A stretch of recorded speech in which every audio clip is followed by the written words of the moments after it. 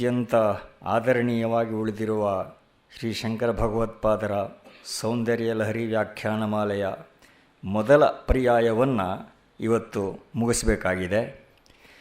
ಆರಂಭದ ದಿನ ವಿದ್ವಾನ್ ಗಣಪತಿ ಭಟ್ ಹೋಬಳಿ ಅವರು ಕೇಳಿದರು, ಇದನ್ನು ಎಷ್ಟು ದಿವಸದಲ್ಲಿ ಮುಗಿಸ್ಬೇಕು ಅಂತ.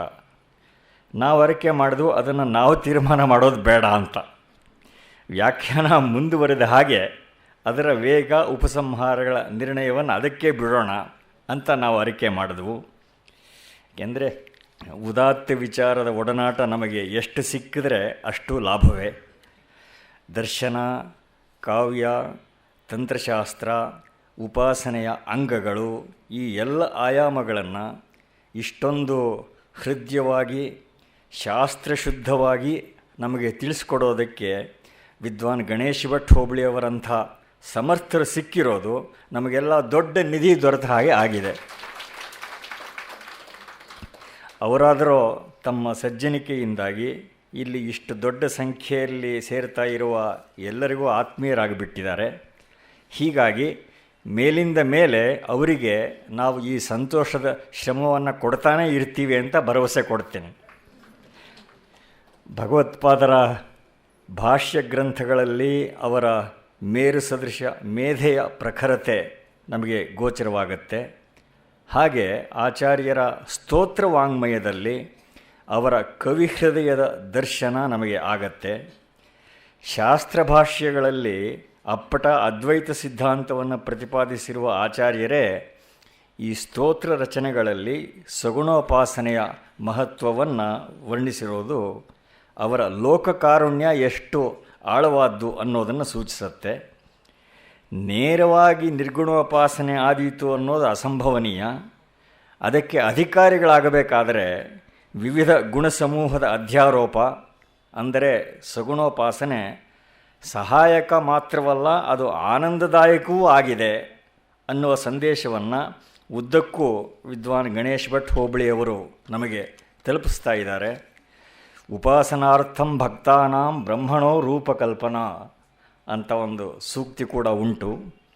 ಈ ಅಧ್ಯಾತ್ಮ ಪಯಣದಲ್ಲಿ ನಮಗೆ ಪಥದರ್ಶನ ಮಾಡ್ತಾ ಇರುವ ವಿದ್ವಾನ್ ಗಣೇಶ್ ಭಟ್ ಹೋಬಳಿ ಅವರಿಗೆ ಗೋಖಲೆ ಸಂಸ್ಥೆಯ ಪರವಾಗಿ, ತಮ್ಮೆಲ್ಲರ ಪರವಾಗಿ, ನಾಡಿನ ಇಡೀ ಆಸ್ತಿಕ ಜನಸಮುದಾಯದ ಪರವಾಗಿ ವಿನಮ್ರವಾದ ಕೃತಜ್ಞತೆಯನ್ನು ಸಮರ್ಪಿಸ್ತಾ ಇದ್ದೇನೆ.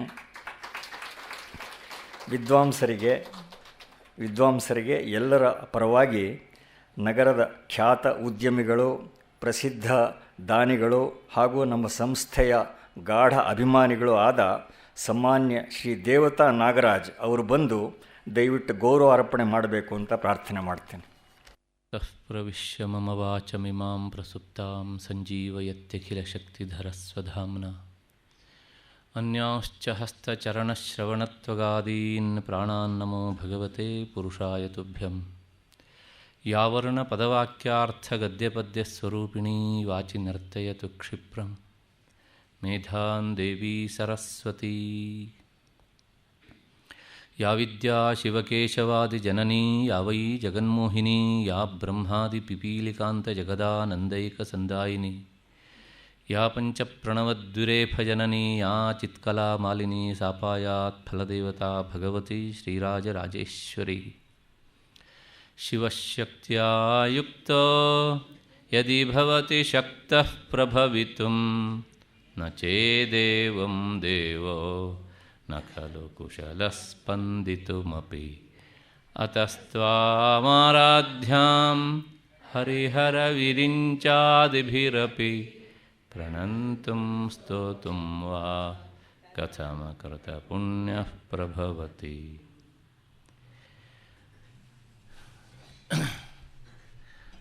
ಸಂಸ್ಥೆಯವರು ವಂದನಾರ್ಪಣೆಯ ಕಾರ್ಯಕ್ರಮದ ಪ್ರಾರಂಭದಲ್ಲಿ ಮುಗಿಸಿದ್ದಾದರೆ ಈಗಾಗಲೇ ಸಮಯವೂ ಆಗ್ತಾ ಇದೆ. ಸಾಲದ್ದಕ್ಕೆ ಇವತ್ತು ನಾನು ಸಹ 5 ನಿಮಿಷ ತಡ.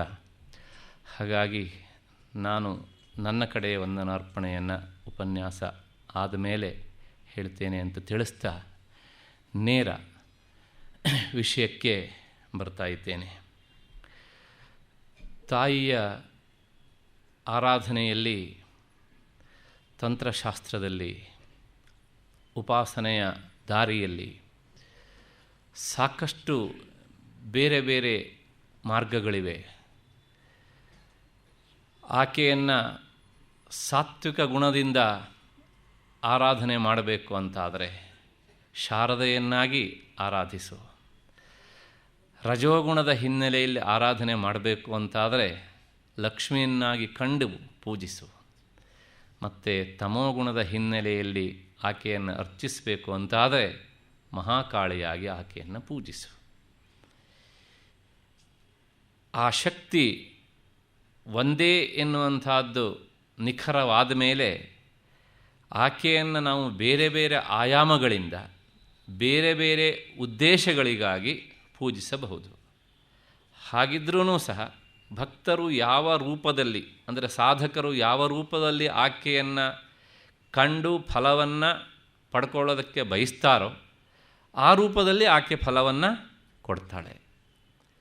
ಅಷ್ಟು ಹಿನ್ನೆಲೆಯಲ್ಲಿ ನಿನ್ನೆ ದಿವಸ ಆಕೆಯನ್ನು ಆ ಸತ್ವಗುಣದ ಪರಾಕಾಷ್ಠತೆಯಲ್ಲಿ ಶರಜ್ಯೋತ್ಸ್ನಾ ಶುದ್ಧಾಂ ಶಶಿಯುತ ಜಟಾಜೋಟ ಮಕುಟಾಂ ವರತ್ರಾ ಸತ್ರಾಣ ಸ್ಫಟಿಕ ಘಟಿಕಾ ಪುಸ್ತಕಕರಾಂ ಸಕೃನ್ನತ್ವಾ ನತ್ವಾ ಕಥಮಿವ ಸತಾಂ ಸನ್ನಿದಧತೆ ಮಧುಕ್ಷೀರದ್ರಾಕ್ಷ ಮಧುರಿಮಧುರೀಣಾ ಫಣಿತಯಃ.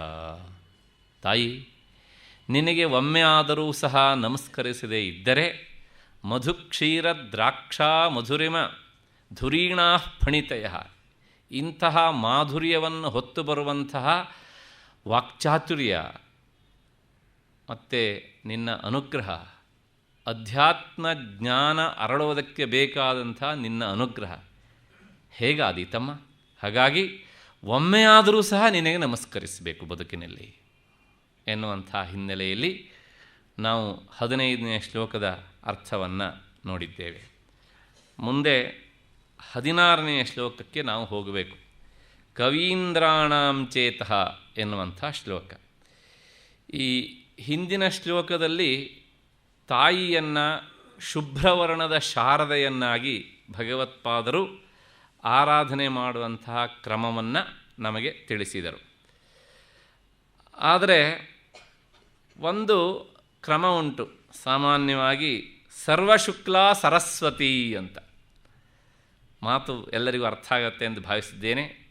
ಶಾರದೆ ಆಕೆ ಆ ಸತ್ವಗುಣದ ಪ್ರತಿನಿಧಿಯಾದದ್ರಿಂದ ಕಾಲಿನಿಂದ ಮುಡಿಯವರೆಗೆ ಅವಳು ಸರ್ವಶುಕ್ಲಳು, ಅಂದರೆ ಅಷ್ಟು ಶುಭ್ರಳು. ಅವಳು ಹಿಡಿದ ಜಪಮಾಲಿಕೆಯೂ ಸಹ ಅಂಥದ್ದು ಅಂತ ನಾವು ನೋಡ್ತೇವೆ. ಇದು ಶಾರದೆಯ ಆರಾಧನೆ ಖಂಡಿತವಾಗಿಯೂ ಹೌದು. ಆದರೆ ಇದು ಕೇವಲ ಅಧ್ಯಾತ್ಮ ಜ್ಞಾನಕ್ಕಾಗಿ ಅಥವಾ ನಮ್ಮ ಬುದ್ಧಿಯ ವಿಕಾಸಕ್ಕಾಗಿ, ವಿದ್ಯಾಭಿವೃದ್ಧಿಗಾಗಿ ಈ ಧ್ಯಾನ. ಸೌಂದರ್ಯ ಲಹರಿ ಕೇಳಿದ್ದನ್ನೆಲ್ಲ ಕೊಡುವಂತಹ ಅದು ಚಿಂತಾಮಣಿ. ಹಾಗಾಗಿ ಭಗವತ್ಪಾದರು ತಮಗಿಂತ ಹಿಂದೆ ತಾಯಿಯನ್ನು ಬೇರೆ ಬೇರೆ ನಿಟ್ಟಿನಲ್ಲಿ ಬೇರೆ ಬೇರೆ ಗ್ರಂಥಗಳಲ್ಲಿ ಹೇಗೆ ವರ್ಣನೆ ಮಾಡಿಕೊಂಡು ಬಂದಿದ್ದಾರೆ, ಉದ್ದೇಶ ಬೇರೆ ಬೇರೆ ಇಟ್ಟುಕೊಂಡು ಅನ್ನೋದನ್ನು ಇಲ್ಲೂ ಸಹ ಬೇರೆ ಬೇರೆಯ ರೂಪಗಳಿಂದ ತಾಯಿಯನ್ನು ವರ್ಣಿಸಿ ನಮಗೆ ಹೇಳ್ತಾರೆ. ಭಗವತ್ಪಾದರು ಇಲ್ಲದ್ದನ್ನು ಹೇಳ್ತಾ ಇಲ್ಲ, ಅವರಿಗಿಂತ ಮೊದಲೇ ಇದ್ದಿದ್ದನ್ನು ಈ ಉದ್ದೇಶದಿಂದ ಹೀಗೆ ಆರಾಧನೆ ಮಾಡ್ತಾರೆ, ನಿನಗೆ ಯಾವುದು ಬೇಕೋ ಅದನ್ನು ಆರಿಸಿಕೋ ಎನ್ನುವಂಥದ್ದನ್ನು ನಮ್ಮ ಮುಂದೆ ಇಡ್ತಾರೆ. ಆಕೆ ಸರ್ವಶಕ್ತಳಾದ್ದರಿಂದ ನಾವು ಯಾವ ರೂಪದಲ್ಲಿ ಆಕೆಯನ್ನು ಕಾಣಲಿಕ್ಕೆ ಬಯಸ್ತೇವೋ ಆ ರೂಪದಲ್ಲಿ ಆಕೆ ನಮಗೆ ಮೈಗೂಡಿ ಬರ್ತಾಳೆ, ನಮ್ಮ ಹತ್ತಿರಕ್ಕೆ ಬರ್ತಾಳೆ. ಇಷ್ಟು ಹಿನ್ನೆಲೆಯಲ್ಲಿ ಈ ಶ್ಲೋಕದಲ್ಲಿ 16ನೇ ಶ್ಲೋಕದಲ್ಲಿ ಏನು ಅಂದರೆ, ಅಲ್ಲಿ ಶಾರದೆಯ ಸ್ವರೂಪವನ್ನು ನೋಡಿದ್ವಿ. ಇಲ್ಲಿ ವಿಶೇಷವಾಗಿ ವಾಕ್ಶಕ್ತಿಗೆ ಸಂಬಂಧಪಟ್ಟ ಹಾಗೆ ಆಕೆಯನ್ನು ಆರಾಧನೆ ಮಾಡಬೇಕು ಅಂತ ಆದರೆ ಯಾವ ರೂಪದಲ್ಲಿ ಆರಾಧನೆ ಮಾಡಬೇಕು ಅನ್ನೋದನ್ನು ಹೇಳ್ತಾರೆ. ಕವೀಂದ್ರಾಣಾಂ ಚೇತಃ ಕಮಲವನ ಬಾಲಾತಪರುಚಿಂ ಭಜಂತೆ ಯೇ ಸಂತಃ ಕತಿಚಿದರುಣಾಮೇವ ಭವತಿ ವಿರಿಂಚಿ ಪ್ರೇಯಸ್ಯಾಹ ತರುಣತರ ಶೃಂಗಾರಲಹರಿ ಗಭೀರಾಭಿರ್ವಾಗ್ಭಿಃ ವಿದಧತಿ ಸತಾಂ ರಂಜನಮಮಿ ವಿದಧತಿ ಸತಾಂ ರಂಜನಮಮಿ. ಇದನ್ನು ಪ್ರತಿಪದಾರ್ಥ ಹೇಳೋದಕ್ಕಿಂತ ಮುನ್ನ ಒಂದು ಸಣ್ಣ ವಿಚಾರ. ಇದರ ಹೆಸರು ಸೌಂದರ್ಯ ಲಹರಿ ಅಂತ. ಈ ಸೌಂದರ್ಯ ಲಹರಿ ಎನ್ನುವಲ್ಲಿ ಆ ಸೌಂದರ್ಯ ಆದಮೇಲೆ ಇರುವಂಥ ಶಬ್ದ ಲಹರಿ ಎನ್ನುವಂಥದ್ದು. ಸೌಂದರ್ಯ ಲಹರಿಯಲ್ಲಿ ಒಟ್ಟು ಎಷ್ಟು ಸಲ ಭಗವತ್ಪಾದರು ಲಹರಿ ಎನ್ನುವಂಥ ಶಬ್ದವನ್ನು ಪ್ರಯೋಗ ಮಾಡಿದ್ದಾರೆ? ಕೇವಲ ಉಪನ್ಯಾಸಕ್ಕಾದರೆ ಇದು ಬೇಡ, ಅಧ್ಯಯನ ಪ್ರಧಾನವಾದಾಗ ಇದೆಲ್ಲ ಅನಿವಾರ್ಯವಾಗ್ತದೆ ನಮಗೆ. ಅದನ್ನು ನೋಡಿದಾಗ ಯಾಕೆ ಇದಕ್ಕೆ ಸೌಂದರ್ಯ ಲಹರಿ ಅಂತ ಹೆಸರು ಇಟ್ಟರು ಎನ್ನುವಂಥದ್ದು ಸಹ ನಮಗೆ ಮನವರಿಕೆ ಆಗುತ್ತೆ. ಹಿಂದೆ 8ನೇ ಶ್ಲೋಕದಲ್ಲಿ ಸುಧಾ ಸಿಂಧೋರ್ಮಧ್ಯೆ ಸುರವಿಟಪಿ ವಾಟಿ ಪರಿವೃತೆ ಮಣಿದ್ವೀಪೆ ನೀಪೋಪವನವತಿ ಚಿಂತಾಮಣಿಗೃಹೆ ಶಿವಾಕಾರೇ ಮಂಚೆ ಪರಮಶಿವ ಪರ್ಯಂಕ ನಿಲಯಾಂ ಭಜಂತಿ ತ್ವಾಂ ಧನ್ಯಾಃ ಕತಿಚನ ಚಿದಾನಂದಲಹರೀಂ. ಆನಂದಲಹರಿ ಎನ್ನುವಂಥ ಶಬ್ದವನ್ನು ಪ್ರಯೋಗ ಮಾಡಿದ್ದನ್ನು ಜ್ಞಾಪಿಸಿದ್ದೇನೆ. 41ನೇ ಶ್ಲೋಕದವರೆಗೆ ಇದಕ್ಕೆ ಆನಂದಲಹರಿ ಎನ್ನುವಂಥದ್ದಿದ್ದರಿಂದ ಮೊಟ್ಟ ಮೊದಲು ಆ ಶಬ್ದವನ್ನು ಪ್ರಯೋಗ ಮಾಡ್ತಾರೆ. ಅದಾದ ಮೇಲೆ 16ನೇ ಶ್ಲೋಕ, ಇದೇ ಶ್ಲೋಕದಲ್ಲಿ ಇಲ್ಲಿ ಮತ್ತಿನ್ನೊಂದು ಲಹರಿ ಉಂಟು. ಏನು ಶಬ್ದ ಉಂಟು ಅಂತ ಕೇಳಿದರೆ ಶೃಂಗಾರ ಲಹರಿ ಅಂತ. ಈ ಶ್ಲೋಕವನ್ನು ನಾವು ನೋಡುವವರಿದ್ದೇವೆ. ಹಾಗೆಯೇ ಮುಂದಕ್ಕೆ ಹೋದರೆ 21ನೇ ಶ್ಲೋಕ ತಟಿಲ್ಲೇಖಾ ತನ್ವೀಂ ಎನ್ನುವಂಥ ಶ್ಲೋಕ.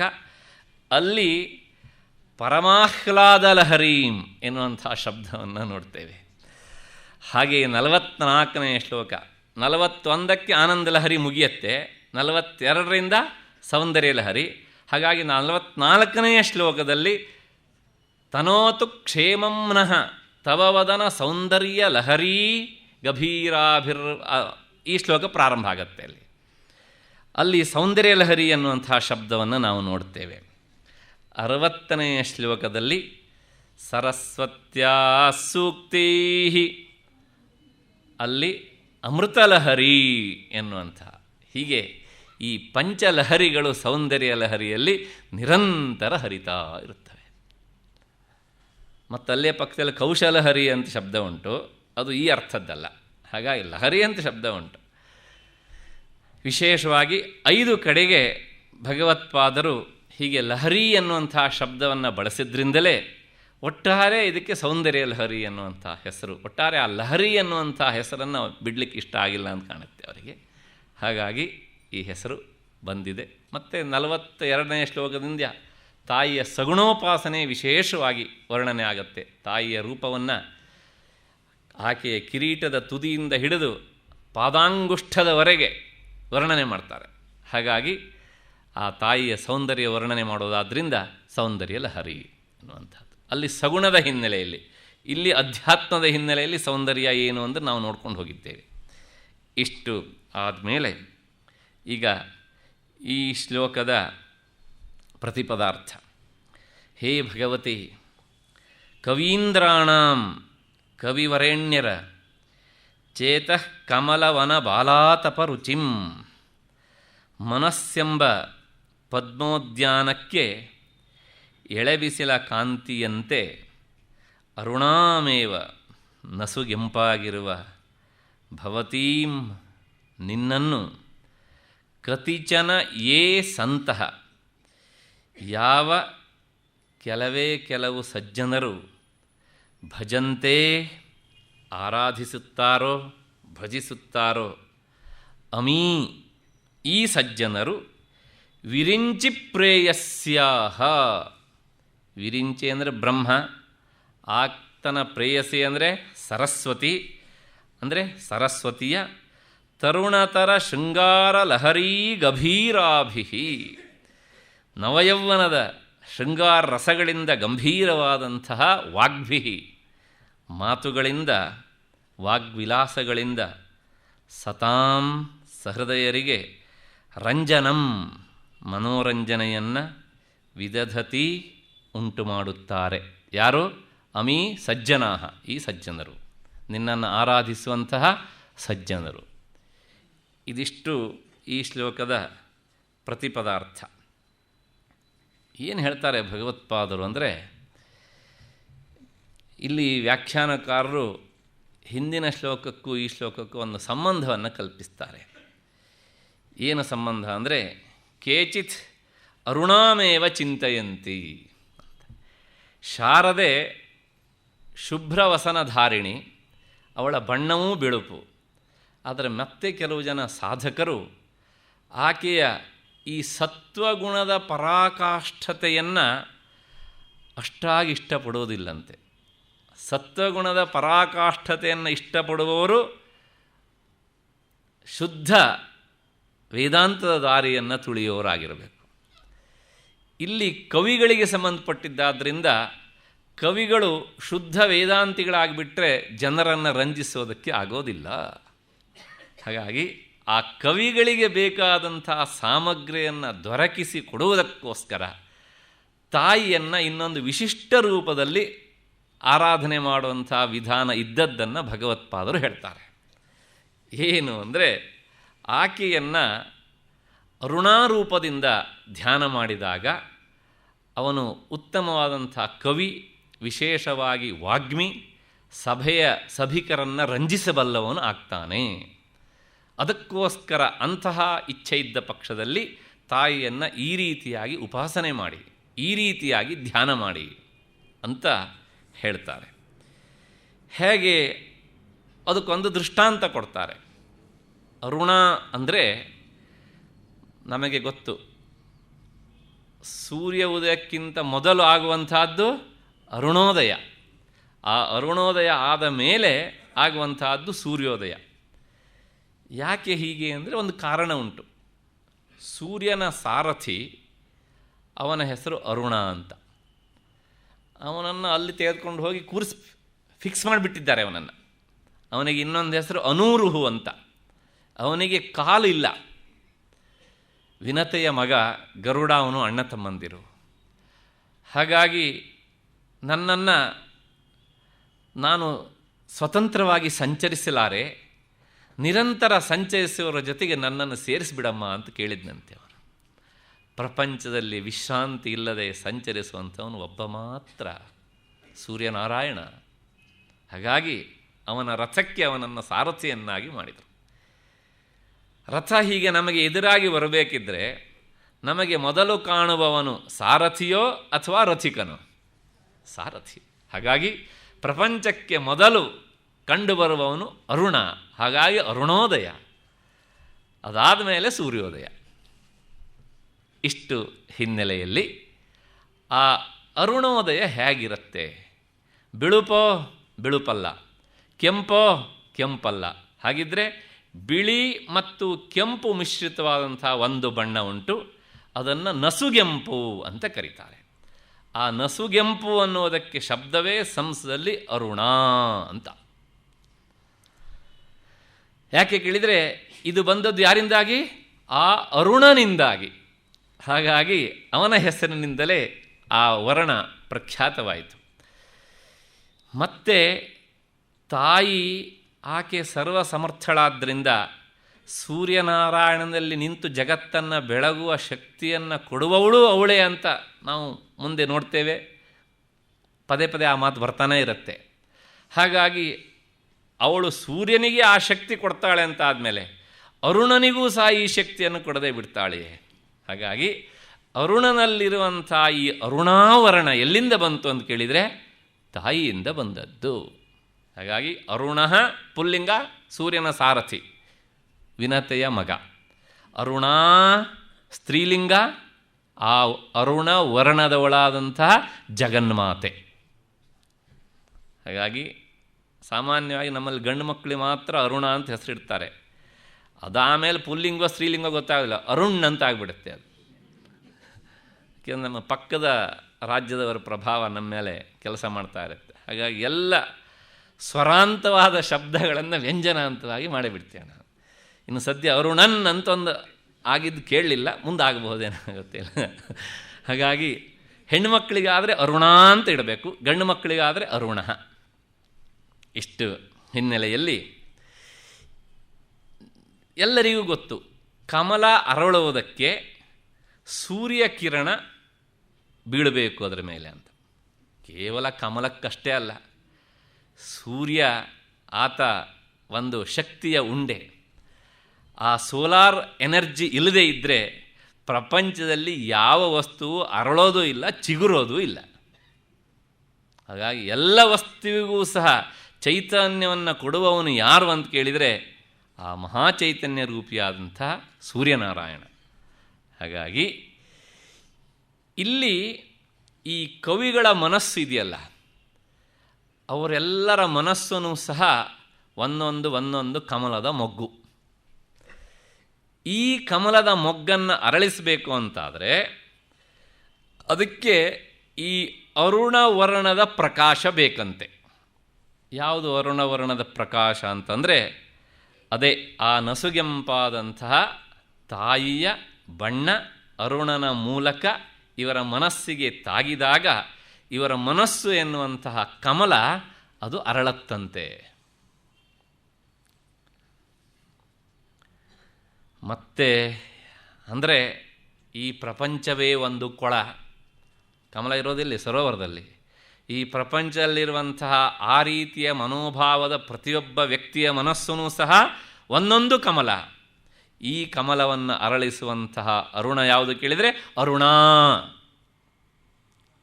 ಮತ್ತೆ ಹೀಗೆ ನಿನ್ನಿಂದ ಅರಳಿದಂತಹ ಈ ಕಮಲ ಅಂದರೆ ಕವಿಗಳ ಮನಸ್ಸು ಏನು ಮಾಡುತ್ತೆ ಕೇಳಿದರೆ, ನಿನ್ನನ್ನು ಧ್ಯಾನ ಮಾಡ್ತಾ ಇರುವಂತಹ ಕವಿವರೆಣ್ಯರು ಅವರು ವಿರಿಂಚಿಪ್ರೇಯಸ್ಯಾಹ ಶಾರದೆಯ ಅನುಗ್ರಹವನ್ನು ಪಡೆದವರಾಗ್ತಾರೆ. ಅಂದರೆ ನಿನ್ನನ್ನು ಈ ರೂಪದಲ್ಲಿ ಅಂದರೆ ಶಾರದೆಯನ್ನು ಈ ರೂಪದಲ್ಲಿ ಆರಾಧನೆ ಮಾಡುವುದರಿಂದ ಅವರಿಗೆ ಈ ರೀತಿಯಾದಂಥ ಒಂದು ವಾಕ್ಶಕ್ತಿ ಬರುತ್ತೆ, ಮತ್ತು ಅವರ ಮನಸ್ಸು ಅರಳತ್ತೆ.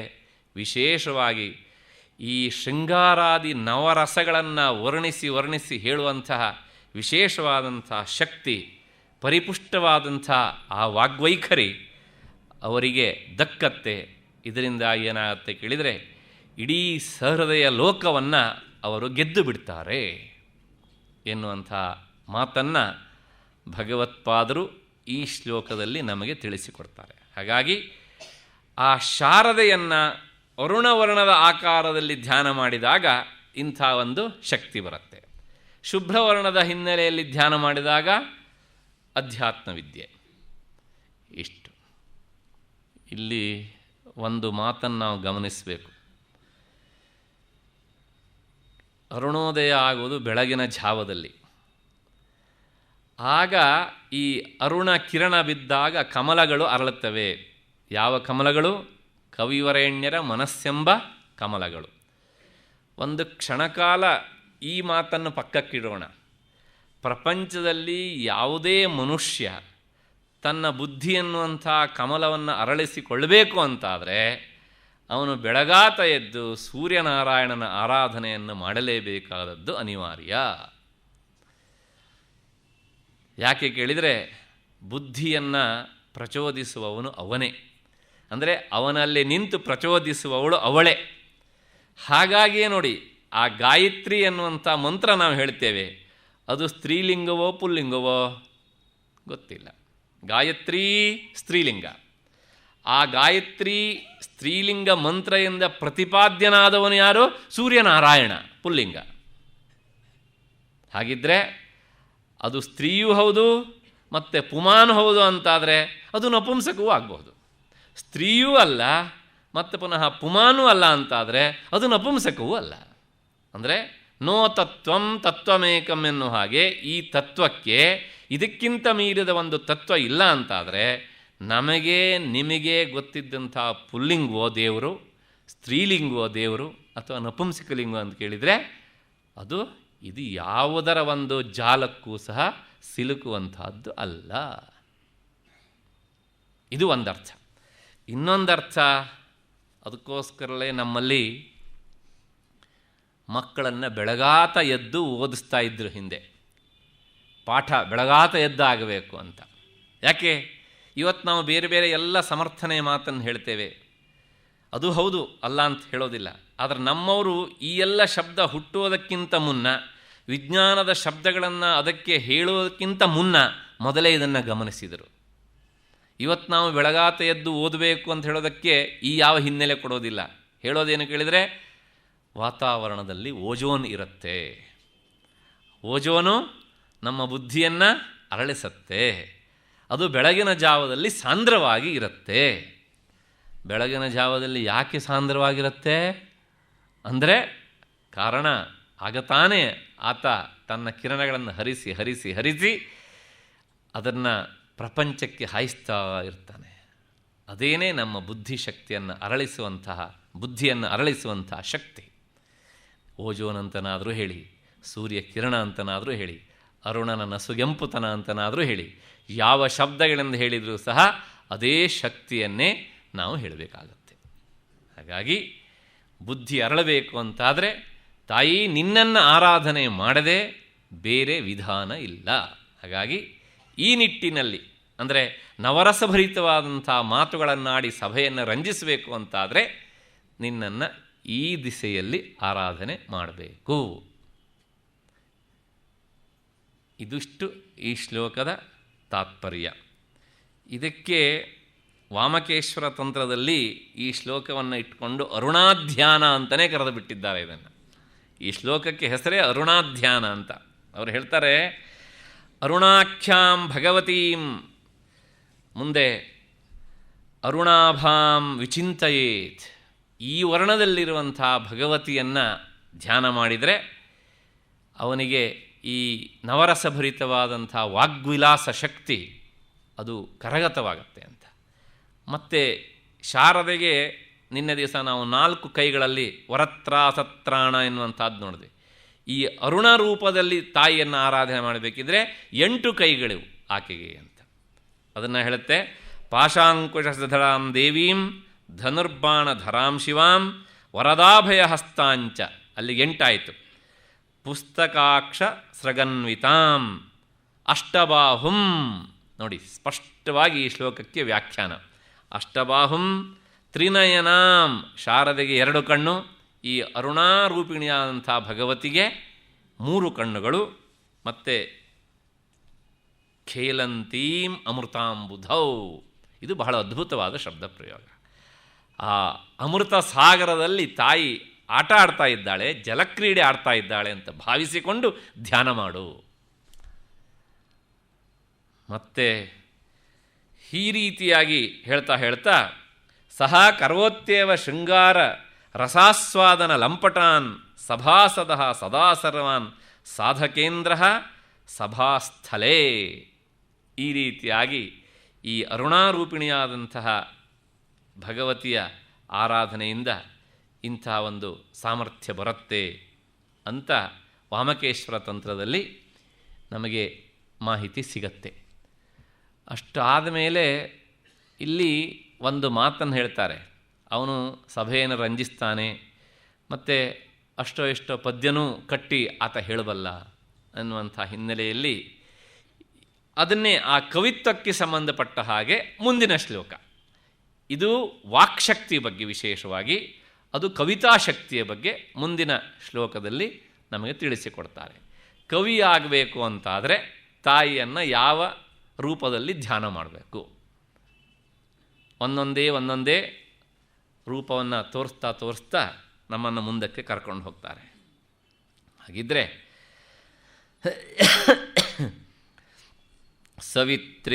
ಸವಿತ್ರೀಭಿರ್ವಾಚಾಂ ಶಶಿಮಣಿಶಿಲಾಭಂಗರುಚಿಭಿಃ ವಶಿನ್ಯಾದ್ಯಾಭಿಸ್ತ್ವಾಂ ಸಹಜನನಿ ಸಂಚಿಂತಯತಿ ಯಃ ಸಕರ್ತಾ ಕಾವ್ಯಾನಾಂ ಭವತಿ ಮಹತಾಂ ಭಂಗಿರುಚಿಭಿಃ ವಚೋಭಿರ್ವಾಗ್ದೇವಿ ವದನಕಮಲಾ ಮೋದಮಧುರೈಃ. ವಚೋಭಿರ್ವಾಗ್ದೇವಿ ವದನಕಮಲಾ ಮೋದಮಧುರೈಃ. ಮಧ್ಯದಲ್ಲಿ ಒಂದು ವಿಷಯ, ನಾನು ಈವರೆಗೂ ಈ ಶ್ಲೋಕಗಳ ಛಂದಸ್ಸಿಗೆ ಸಂಬಂಧಪಟ್ಟ ಹಾಗೆ ಏನನ್ನು ಹೇಳಲಿಲ್ಲ. ತುಂಬ ಜನರಿಗೆ ಗೊತ್ತು ಅಂತ ಅಂದ್ಕೊಂಡಿದ್ದೇನೆ. ಆದರೂ ಗೊತ್ತಿಲ್ಲದೇ ಇರುವವರಿಗಾಗಿ ಒಂದು ಮಾತನ್ನು ಹೇಳಿಬಿಡ್ತೇನೆ. ಈ ಸೌಂದರ್ಯ ಲಹರಿಯ ಎಲ್ಲ ಶ್ಲೋಕಗಳು ಶಿಖರಿಣಿ ಎನ್ನುವಂತಹ ಛಂದಸ್ಸಿನಲ್ಲಿ ಇವೆ. ಶಿಖರಿಣಿ ಅಂದರೆ ಏನು ಅಂದರೆ, ಕನ್ನಡದಲ್ಲಿ ನಾವು ಶ್ರೀಕರಣಿ ಅಂತ ಹೇಳ್ತೇವಲ್ಲ, ಶೀಕರಣಿ, ಶ್ರೀ ಅಲ್ಲ ಶೀಕರಣಿ. ಆ ಶೀಕರಣಿ ಎನ್ನುವಂಥ ಶಬ್ದ ಬಂದದ್ದು ಈ ಶಿಖರಿಣಿಯಿಂದಲೇ ಅಂತ. ಶೀಕರಣಿ ಎಷ್ಟು ನಮಗೆ ಆಸ್ವಾದ್ಯಮಾನವಾಗಿರ್ತದೋ, ಎಷ್ಟು ರುಚಿಕರವಾಗಿರುತ್ತೋ, ಹಾಗೆ ಅಷ್ಟೇ ರುಚಿಯಾಗಿರುವಂತಹದ್ದು ಈ ಛಂದಸ್ಸಿನ ನಡೆ. ಇಲ್ಲಿ ಒಟ್ಟು ಒಂದೊಂದು ಸಾಲಿನಲ್ಲೂ 17 ಅಕ್ಷರಗಳಿರ್ತವೆ.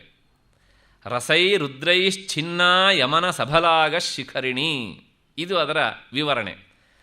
ರಸ ಅಂದರೆ ಅದು ಹೇಳುವ ಹಾಗೆ ಈ ಛಂದಸ್ಸು ಸ್ವತಃ ರಸವನ್ನು ಸುರಿಸತ್ತೆ. ರಸಗಳು ಅಂದರೆ ಒಟ್ಟು ಎಷ್ಟು? ಅದು ಸ್ಟೇಜ್ ಮೇಲಾಯಿತು, ನಾಟಕದಲ್ಲಿ. ಆದರೆ ನಿಮಗೆ ಸಂಬಂಧಪಟ್ಟ ವಿಭಾಗದಲ್ಲಿ ಒಂದು ಬೇರೆ ಉಂಟು ಕ್ರಮ. ಅಡುಗೆ ಮನೆಯಲ್ಲಿರುವಂಥ ರಸಗಳ ಸಂಖ್ಯೆ ಷಡ್ರಸಗಳು. ಹಾಗಾಗಿ ರಸ ಅಂದರೆ 6 ಅಂತ ಅರ್ಥ, ರುದ್ರ ಅಂದರೆ 11 ಅಂತ ಅರ್ಥ. ಯಾಕೆ? ಏಕಾದಶ ರುದ್ರರು. ನೋಡಿ, ಇಲ್ಲಿರುವ ಶಬ್ದಗಳೆಲ್ಲ ಸಂಖ್ಯೆಯನ್ನು ಹೇಳ್ತವೆ.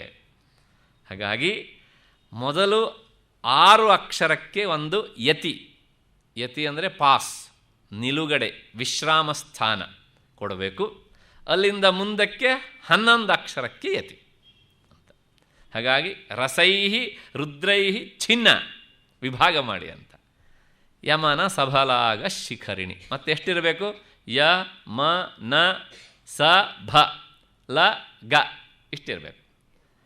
ಅಂದರೆ 3 ಅಕ್ಷರಗಳ 5 ಗಣಗಳು, 5 3 15, ಒಂದು ಲಘು ಮತ್ತು ಒಂದು ಗುರು. ಒಟ್ಟು ಎಷ್ಟಾಯಿತು? 15, 16, ಒಂದು 17. ಪ್ರತಿ ಸಾಲಲ್ಲೂ ಅಷ್ಟು ಅಕ್ಷರಗಳಿರಬೇಕು. ಮತ್ತು ಕೊನೆಯ ಸಾಲಲ್ಲಿ ಈ ಮಕಾರವನ್ನು ಬರೆದಿರ್ತಾರೆ. ಅದನ್ನು ಲೆಕ್ಕ ಹಾಕ್ಕೊಂಡು ಇಲ್ಲಿ 18 ಇದೆಯಲ್ಲ ಅಂತ ಹೇಳಬೇಡಿ. ವ್ಯಂಜನಕ್ಕೆ ಅದಕ್ಕೆ ಮಾತ್ರೆ ಅನ್ನೋದು ಇಲ್ಲ. ಹಾಗಾಗಿ ಅದನ್ನು ಸಹ ಹಿಂದಿನ ಅಕ್ಷರಕ್ಕೇ ಸೇರಿಸ್ಕೊಂಡು ಅಕ್ಷರ ಅಂತ ಪರಿಗಣನೆ ಮಾಡಬೇಕು. ಇಷ್ಟು ಹಿನ್ನೆಲೆಯಲ್ಲಿ ಎಲ್ಲ ಸೌಂದರ್ಯ ಲಹರಿಯ 100 ಶ್ಲೋಕಗಳು ಒಂದೇ ವೃತ್ತದಲ್ಲಿ ಹೋಗ್ತವೆ. ಇದರ ಮಧ್ಯದಲ್ಲಿ ಒಂದು ಸೂಚನೆ. ಎಲ್ಲಿ 6 ಅಕ್ಷರಕ್ಕೆ ಪದವಿಭಾಗ ಇರುತ್ತೋ ನಾವಲ್ಲಿ ನಿಲ್ಲಿಸಬೇಕಾಗತ್ತೆ. ಆದರೆ 6 ಮತ್ತು 7ನೇ ಅಕ್ಷರಗಳು ಸಮಸ್ತ ಪದದ ಮಧ್ಯದಲ್ಲೇ ಸೇರಿಕೊಂಡಿದ್ಬಿಟ್ರೆ ಮಾತ್ರ ನಾವು ಅದನ್ನು ಚಿನ್ನ ಮಾಡೋದಕ್ಕೆ ಆಗೋದಿಲ್ಲ. ಹಾಗಾಗಿ ಅಲ್ಲಿ ಮಾತ್ರ ಸಮಸ್ತ ಪದವನ್ನು ನಾವು ವಿಂಗಡಿಸಬಾರದು ಎನ್ನುವಂಥ ನಿಯಮದಿಂದ ಆ ಕೊನೆ ಸಾಲಿನಲ್ಲಿ ನೋಡಿ, ವಚೋಭಿರ್ವಾಗ್ದೇವಿ ವದನ ಕಮಲಾ ಮೋದ ಮಧುರೈ. ವೇದಾಂತ ಭಾರತೀಯ ಪುಸ್ತಕ ಪಾರಾಯಣಕ್ಕಾಗಿಯೇ ನಿರ್ಮಾಣಗೊಂಡಿದೆ. ಎಲ್ಲೆಲ್ಲಿ ಸಾಧ್ಯ ಉಂಟೋ ಅಲ್ಲೆಲ್ಲ 6 ಅಕ್ಷರಕ್ಕೆ ಯತಿಯನ್ನು ಕೊಟ್ಟು ಜಾಗವನ್ನು ಬಿಟ್ಟು ಮುದ್ರಣ ಮಾಡಲಾಗಿದೆ. ಬೇರೆ ಗ್ರಂಥಗಳಲ್ಲಿ ಆ ವ್ಯವಸ್ಥೆ ಇಲ್ಲದಿದ್ದರೆ ಅದನ್ನು ನೆನಪಿಟ್ಕೊಳ್ಳಿ. ಹೀಗೆ ಸಮಸ್ತ ಪದ ಇದ್ದಲ್ಲಿ ಮಾತ್ರ ಬಿಡಿಸಬಾರದು. ಆದರೂ ಒಂದು ಅಭಿಪ್ರಾಯ ಉಂಟು, ಅಪಿಮಾಷಂ ಅಶಂಕುರ್ಯಾತ್ ಛಂದೋಭಂಗಂ ನ ಕಾರೇತ್ ಅಂತ. ನೀವು ಮಾಷ ಅಂತ ಹೇಳಿದರೆ ಛಂದೋಭಂಗ ಆಗತ್ತೆ ಅಂತ ಆದರೆ ಮಷ ಅಂತಲೇ ಹೇಳಿ ಅಂತ. ಹಾಗಾಗಿ ಆ ಛಂದಸ್ಸಿನ ಒಂದು ಬಿಗಿತ ಅಷ್ಟುಂಟು ಸಂಸ್ಕೃತ ಸಾಹಿತ್ಯದಲ್ಲಿ. ಕಾರಣ ಛಂದಸ್ಸು ಬೇರೆ ಅಲ್ಲ, ತಾಯಿಯ ಶರೀರ ಬೇರೆ ಅಲ್ಲ. ಹಾಗಾಗಿ ಛಂದಸ್ವತಿ ಅಂತಲೇ ಮತ್ತೆ ಪುನಃ ಆಕೆಯನ್ನು ಹೆಸರಿಸುವಂಥ ಒಂದು ಪರಿಪಾಠ ಉಂಟು. ಆದ್ರೂ ಸಹ ಒಂದು ಪರಂಪರೆ ಹೇಗುಂಟು ಹೇಳಿದೆ, ಸಮಸ್ತ ಪದ ಬಂದಲ್ಲಿ ಅಲ್ಲಿ ನೀವು ನಿಲ್ಲಿಸಿದರೂ ನಿಲ್ಲಿಸದೇ ಇರುವ ಹಾಗೆ ತೇಲಿಸಿಕೊಂಡು ಮುಂದಕ್ಕೆ ಹೋಗಿ, ಇಷ್ಟು ಸಮಾಧಾನವನ್ನು ಕೊಟ್ಟು, ಅದಕ್ಕೋಸ್ಕರ ನಿಮಗನಿಸ್ಬೋದು ಯಾಕೆ ಕೆಲವು ಸಾಲಲ್ಲಿ 6 ಅಕ್ಷರಕ್ಕೆ ನಿಲ್ಲಿಸ್ತಾರೆ ಇವರು, ಮತ್ತು ಕೆಲವು ಸಾಲಲ್ಲಿ ನಿಲ್ಲಿಸೋದಿಲ್ವಲ್ಲ ಅಂತ ಸಂಶಯ ಕಾಡದೇ ಇರಲಿ ಅಂಥೇಳಿ ಇಷ್ಟು ವಿವರಣೆ ಕೊಟ್ಟಿದ್ದೇನೆ ಅಷ್ಟೇ.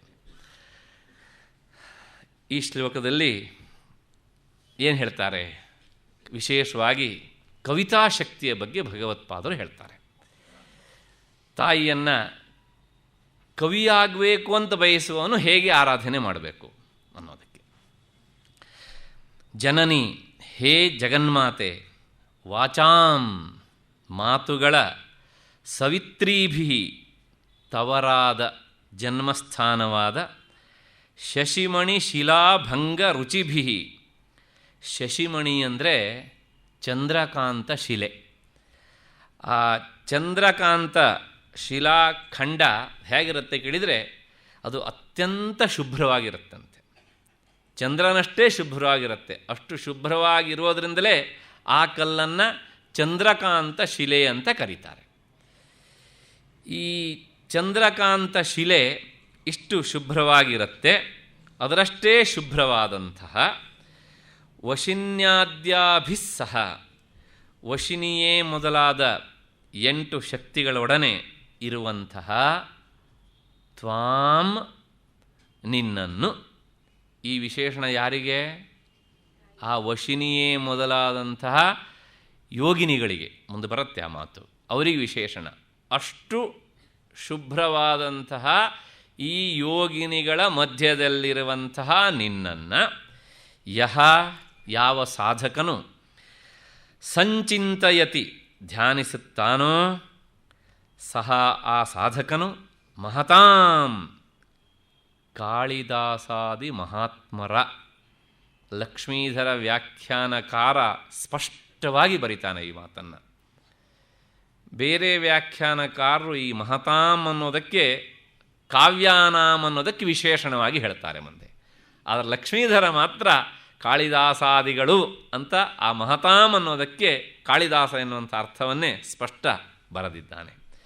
ಮಹತಾಂ ಕಾಳಿದಾಸಾದಿ ಮಹಾತ್ಮರ ಭಂಗಿ ರುಚಿಭಿ, ಶೈಲಿಯಂತೆ ಸುಂದರವಾದಂತಹ ವಾಗ್ದೇವಿ ವದನ ಕಮಲಾ ಮೋದ ಮಧುರೈಹಿ, ಸರಸ್ವತಿಯ ಮುಖಾರವಿಂದದ ಪರಿಮಳದಿಂದ ಮಧುರವಾದ, ಅಂದರೆ ಆಕೆಯ ಮುಖಾರವಿಂದದಿಂದ ಬರುವಂಥ ಮಾತು ಸಹ ಅದು ಪರಿಮಳಪೂರ್ಣವಾಗಿ ಬರುತ್ತಂತೆ.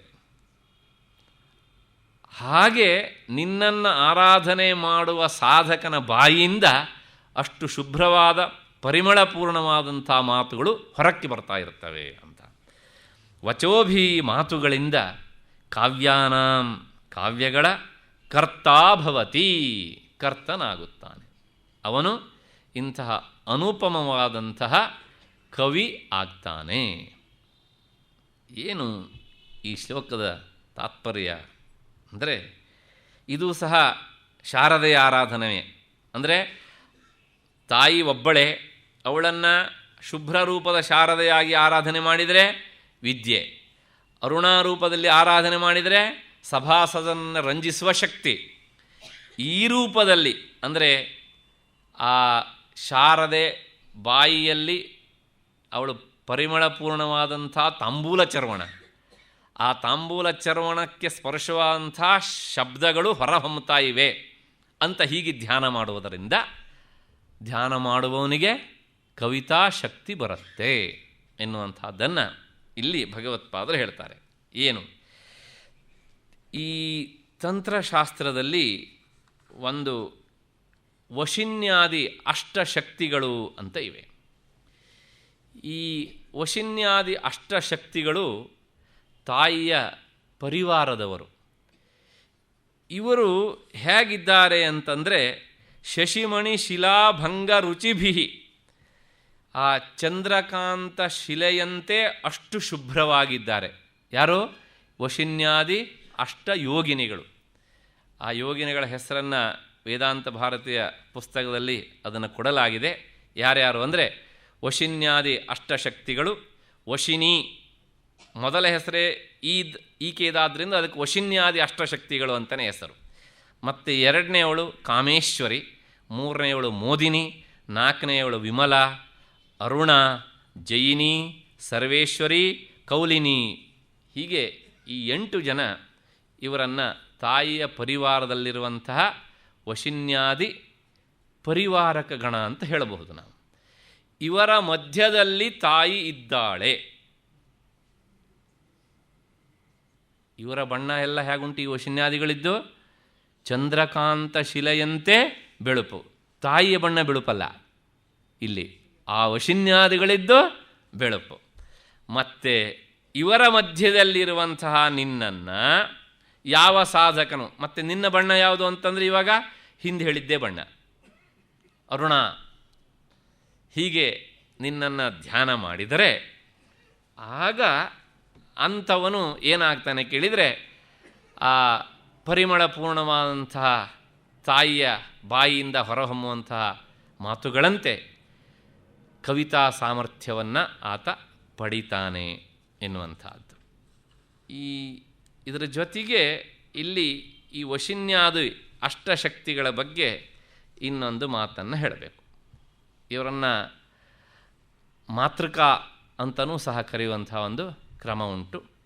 ಏನು ಅಂದರೆ, ಈ ಅಷ್ಟಶಕ್ತಿಗಳಿಂದ ಕೂಡಿದಂಥದ್ದೊಂದು ನಾನು ಹೇಳಿದ್ನಲ್ಲ, ಈ ಅಷ್ಟಶಕ್ತಿಗಳ ಸ್ವರೂಪ ಎಂಥದ್ದು ಅಂದರೆ, ಇದಕ್ಕೆ ಅಕ ಚಟ ತಪ ಯಶ, ಇದೇನು ಹೊಸ ಶಬ್ದ ಹೇಳ್ತಿದ್ದೀರಲ್ರಿ ಅಂತ ಅಂದ್ಕೊಳ್ಬೇಡಿ. ಈ ಎಲ್ಲ ಅಕ್ಷರಗಳು ತಮಗಿಂತ ಮುಂದಿರುವಂತಹ ಅಕ್ಷರಗಳ ಪ್ರತಿನಿಧಿಗಳು. ಅ ಅಂದರೆ ಅದಿಂದ ಹಿಡಿದು ವಿಸರ್ಗದವರೆಗೆ ಅಂತ ಅರ್ಥ. ಇದು ಅರ್ಥ ಆಗೋದು ಕಷ್ಟ. ಈಗ ನಮ್ಮಲ್ಲಿ ಇನ್ಷಿಯಲ್ ಅಂತ ಒಂದು ನಾವು ಹೇಳ್ತೇವಲ್ಲ, ಏನು ಕೇಳಿದರೆ ಬಾಲಸುಬ್ರಹ್ಮಣ್ಯ ಅವರ ಮಗ ಸುಬ್ಬರಾಯ ವೆಂಕಟಕೃಷ್ಣ ಅಂತಿದ್ದರೆ ನಾವು BSV ಅಂತ ಹೇಳಿಬಿಡ್ತೇವೆ ಅಲ್ವಾ? ಯಾಕೆ? ಆ ಒಂದೊಂದು ಶಬ್ದ ಆದಿಯಲ್ಲಿರುವಂಥ ಅಕ್ಷರಗಳನ್ನು ಇಟ್ಕೊಂಡು ನಾವು ಜೋಡಿಸಿಬಿಡ್ತೇವೆ ಹೀಗೆ ಅಂತ. ಹಾಗಾಗಿ BSV ಅಂತ. ಹಾಗೆಯೇ ಇಲ್ಲಿರೋ ಒಂದೊಂದು ಅಕ್ಷರಗಳು ಒಂದೊಂದು ಗುಂಪನ್ನು ಪ್ರತಿನಿಧಿಸ್ತವೆ. ಅ ಅಂದರೆ ಅದಿಂದ ಹಿಡಿದು 16 ಸ್ವರಗಳನ್ನು ಪ್ರತಿನಿಧಿಸುತ್ತೆ. ಈ ವಶಿನ್ಯಾದಿಯಲ್ಲಿ ಮೊದಲನೆಯವಳು ವಶಿನಿ ಎನ್ನುವಂಥವಳು ಇದಿಷ್ಟು ಅಕ್ಷರಕ್ಕೆ ಅಧಿಪತಿ. ಮತ್ತು ಎರಡನೇವಳು ಕ ಅಂದರೆ ಕ ಖ ಗ ಘ ङ ಕಾದಿ ಪಂಚ. ಎರಡನೇವಳು ಯಾರು? ಕಾಮೇಶ್ವರಿ. ಅವಳು ಇದಿಷ್ಟು ಅಂದರೆ ಇಡೀ ಕವರ್ಗಕ್ಕೆ ಅಧಿಪತಿ. ಮತ್ತು ಮೂರನೆಯವಳು ಚ ಅಂದರೆ ಯಾರು? ಅವಳು ಮೋದಿನಿ. ಇವಳು ಸಮಸ್ತ ಚವರ್ಗಕ್ಕೂ ಸಹ ಆಕೆನೇ ಅಧಿಪತಿ. ಹೀಗೇನೆ ಸೇರಿಸ್ಕೊಂಡು ಹೋಗಿ ಅ ಕ ಚ ಟ ತ ಪ ಮತ್ತು ಇಲ್ಲಿಗೆ ಎಲ್ಲ ವರ್ಗೀಯ ವ್ಯಂಜನಗಳು ಆದವು. ಇನ್ನು ಮುಂದಿರುವಂಥದ್ದು ಯ.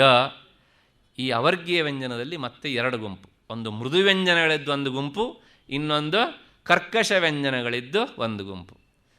ಇದೇನ್ರಿ ಸೌಂದರ್ಯ ಲಹರಿ ಹೇಳ್ತೇನೆ ಅಂತ ಬಂದು ನಮಗೇನು ವರ್ಣಮಾಲೆ ಪಾಠ ಮಾಡ್ತಾ ಇದ್ದೀರಾ ಅಂತ ದಯವಿಟ್ಟು ಕೇಳಬೇಡಿ. ಯಾಕೆ ಕೇಳಿದರೆ, ತಾಯಿ ಸಮಸ್ತ ಭಾಷಾ ಪ್ರಪಂಚಕ್ಕೂ ಅಧಿಪತಿ ಆದ್ದರಿಂದ, ಭಾಷೆಗೆ ಮೂಲ ವರ್ಣ ಆದ್ದರಿಂದ, ಆ ವರ್ಣ ಇಲ್ಲದೆ ನಾವು ಏನನ್ನು ಹೇಳೋದಕ್ಕೆ ಸಾಧ್ಯ ಅಲ್ವಾ? ಹಾಗಾಗಿ ಯ ಅಂದರೆ ಯ ರ ಲ ವ, ಈ 4ಕ್ಕೆ ಮೃದು ವ್ಯಂಜನ ಅಂತ ಕರೀತಾರೆ. ಮತ್ತೆ ಇವುಗಳು ಶ ಅಂದರೆ ಶ ಷ ಸ ಕ್ಷ. ಳ ಅನ್ನೋದು ಲದಲ್ಲೇ ಸೇರಿಬಿಡುತ್ತೆ. ಲಳಯೋಹ ಅಭೇದ. ಕ್ಷವನ್ನು ಯಾಕೆ ಹೇಳಬೇಕು ಅಂತ ಕೇಳಿದರೆ, ಅದು ಸಂಯುಕ್ತಾಕ್ಷರದ ಪ್ರತಿನಿಧಿ. ಅದಕ್ಕೋಸ್ಕರ ನಾವು ಚಿಕ್ಕ ಮಕ್ಕಳಾಗಿದ್ದ ನಮಗೆ ಎಲ್ಲಿ ಹೇಳ್ಕೊಡ್ತಾರೆ ಕೇಳಿದರೆ, ಯರ ಲವ ಶ ಷ ಸ ಹ ಳ ಕ್ಷ ಜ್ಞ.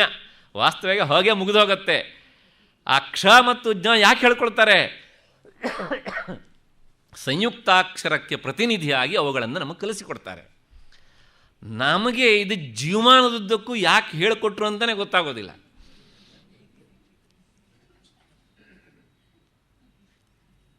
ಅಲ್ಲಿಗೆ ನೋಡಿ, ಸ್ವರ ಮತ್ತು ವ್ಯಂಜನಗಳು, ಈ ವ್ಯಂಜನಗಳಿಗೆ ಸ್ವರ ಸೇರಿದಾಗ ಪೂರ್ಣಾಕ್ಷರ ಅಥವಾ ಗುಣಿತಾಕ್ಷರ, ಮತ್ತು ಮುಂದೆ ಉಳಿದಿರುವಂಥದ್ದು ಸಂಯುಕ್ತಾಕ್ಷರ ಮಾತ್ರ. ಸಂಯುಕ್ತಾಕ್ಷರ ಆಗಬೇಕಿದ್ರೆ 2 ವ್ಯಂಜನಕ್ಕೆ 1 ಸ್ವರ ಸೇರಬೇಕು.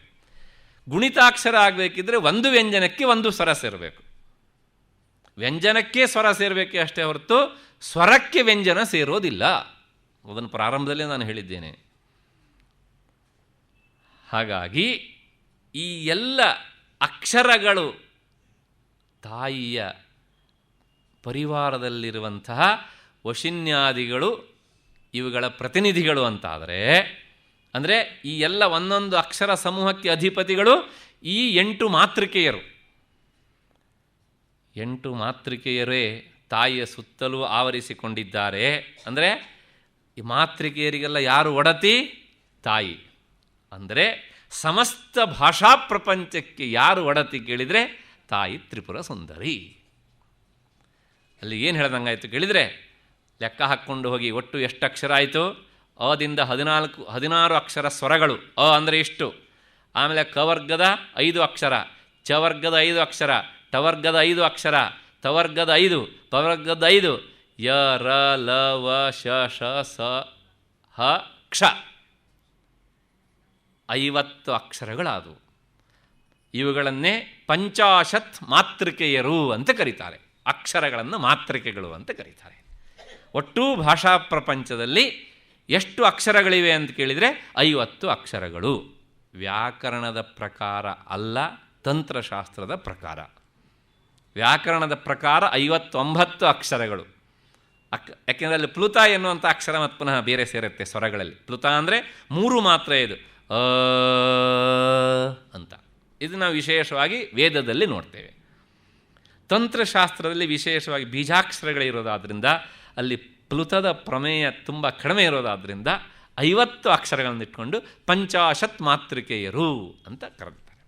ಅಂದರೆ ಈ 50 ಅಕ್ಷರಗಳಿದ್ದರೆ ನಾವು ಭಾಷೆಯಲ್ಲಿ ಬೇಕಾದಂಥ ಎಲ್ಲ ಶಬ್ದಗಳನ್ನು ಸಹ ಸೃಷ್ಟಿಸಿಕೊಳ್ಳಬಲ್ಲೆವು. ಹಾಗಾಗಿ ಪಂಚಾಶತ್ ಮಾತೃಕೆಯರು. ಹೀಗೆ ಈ ಮಾತೃಕೆಯರಿಗೆ ಈ ಅಂದರೆ ವಶಿನ್ಯಾದಿ ಅಷ್ಟಯೋಗಿನಿಯರಿಗೆ ಈ ಪಂಚಾಶತ್ ಮಾತೃಕೆಗಳು ಅಧೀನ. ಮಾತೃಕೆಗಳು ಯೋಗಿನಿಯರಿಗೆ ಅಧೀನ, ಯೋಗಿನಿಯರು ನಿನಗೆ ಅಧೀನ. ಹೀಗೆ ಹೇಳಿದ್ರಿಂದಲೇ ನೀನು ಎಲ್ಲ ಶಬ್ದಗಳಿಗೂ ಸಹ ನೀನೇ ಮೂಲ. ಇದನ್ನು ಭಗವತ್ಪಾದರು ಇಲ್ಲಿ ಹೇಳ್ತಾರೆ. ಕೊನೆಯ ಶ್ಲೋಕದಲ್ಲಿ ಈ ನಿಟ್ಟಿನಲ್ಲಿಯೇ ಭಗವತಿಗೆ ಸಮರ್ಪಣೆ ಮಾಡ್ತಾರೆ. ಪ್ರದೀಪಜ್ವಾಲಾಭಿ ದಿವಸಕರ ನೀರಾಜನ ವಿಧಿ. ಕೊನೆಯ ಸಾಲು ತ್ವದೀಯಾಭಿರ್ವಾಗ್ಭಿ ತವ ಜನನಿ ವಾಚಾಂ ಸ್ತುತಿರಿಯಂ. ನಾನೇನು ಶಬ್ದ ಅಕ್ಷರ ಅಂತೆಲ್ಲ ಹೇಳ್ತೇನೋ, ಇವೆಲ್ಲ ನಿನ್ನನ್ನು ಬಿಟ್ಟು ಎಲ್ಲಿವೆಯಮ್ಮ. ಹಾಗಾಗಿ ನಿನ್ನನ್ನು ನಾನು ಸ್ತುತಿ ಮಾಡಬೇಕು ಅಂತಾದರೆ ನೀನು ಕೊಟ್ಟ ಶಬ್ದಗಳಿಂದಲ್ಲದೆ ಇನ್ನು ಯಾವುದರಿಂದ ನಾನು ಸ್ತುತಿ ಮಾಡೋದಕ್ಕೆ ಸಾಧ್ಯ? ಹಾಗಾಗಿ ನಿನ್ನ ಸ್ತುತಿಯನ್ನು ನೀನೇ ನನ್ನ ನಾಲಿಗೆಯಲ್ಲಿ ನಿಂತು ಮಾಡಿಸಿಕೊಂಡೆ.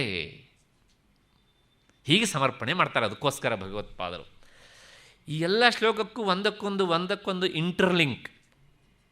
ಅದನ್ನು ನಾನು ಗಮನಿಸಿದಾಗ ಹಾಗಿಲ್ಲೇ ಇದ್ರೆ ಯಾಕೆ ಅದಕ್ಕೆ 3 ಉದಾಹರಣೆ ಕೊಡ್ತಾರೆ ಅಲ್ಲಿ ಭಗವತ್ಪಾದರು ಮತ್ತೆ ಕೊನೆಯ ಶ್ಲೋಕದಲ್ಲಿ. ಅದನ್ನೇ ವಿಶೇಷವಾಗಿ ಆ ಶ್ಲೋಕ ಬಂದಾಗ ನೋಡೋಣ.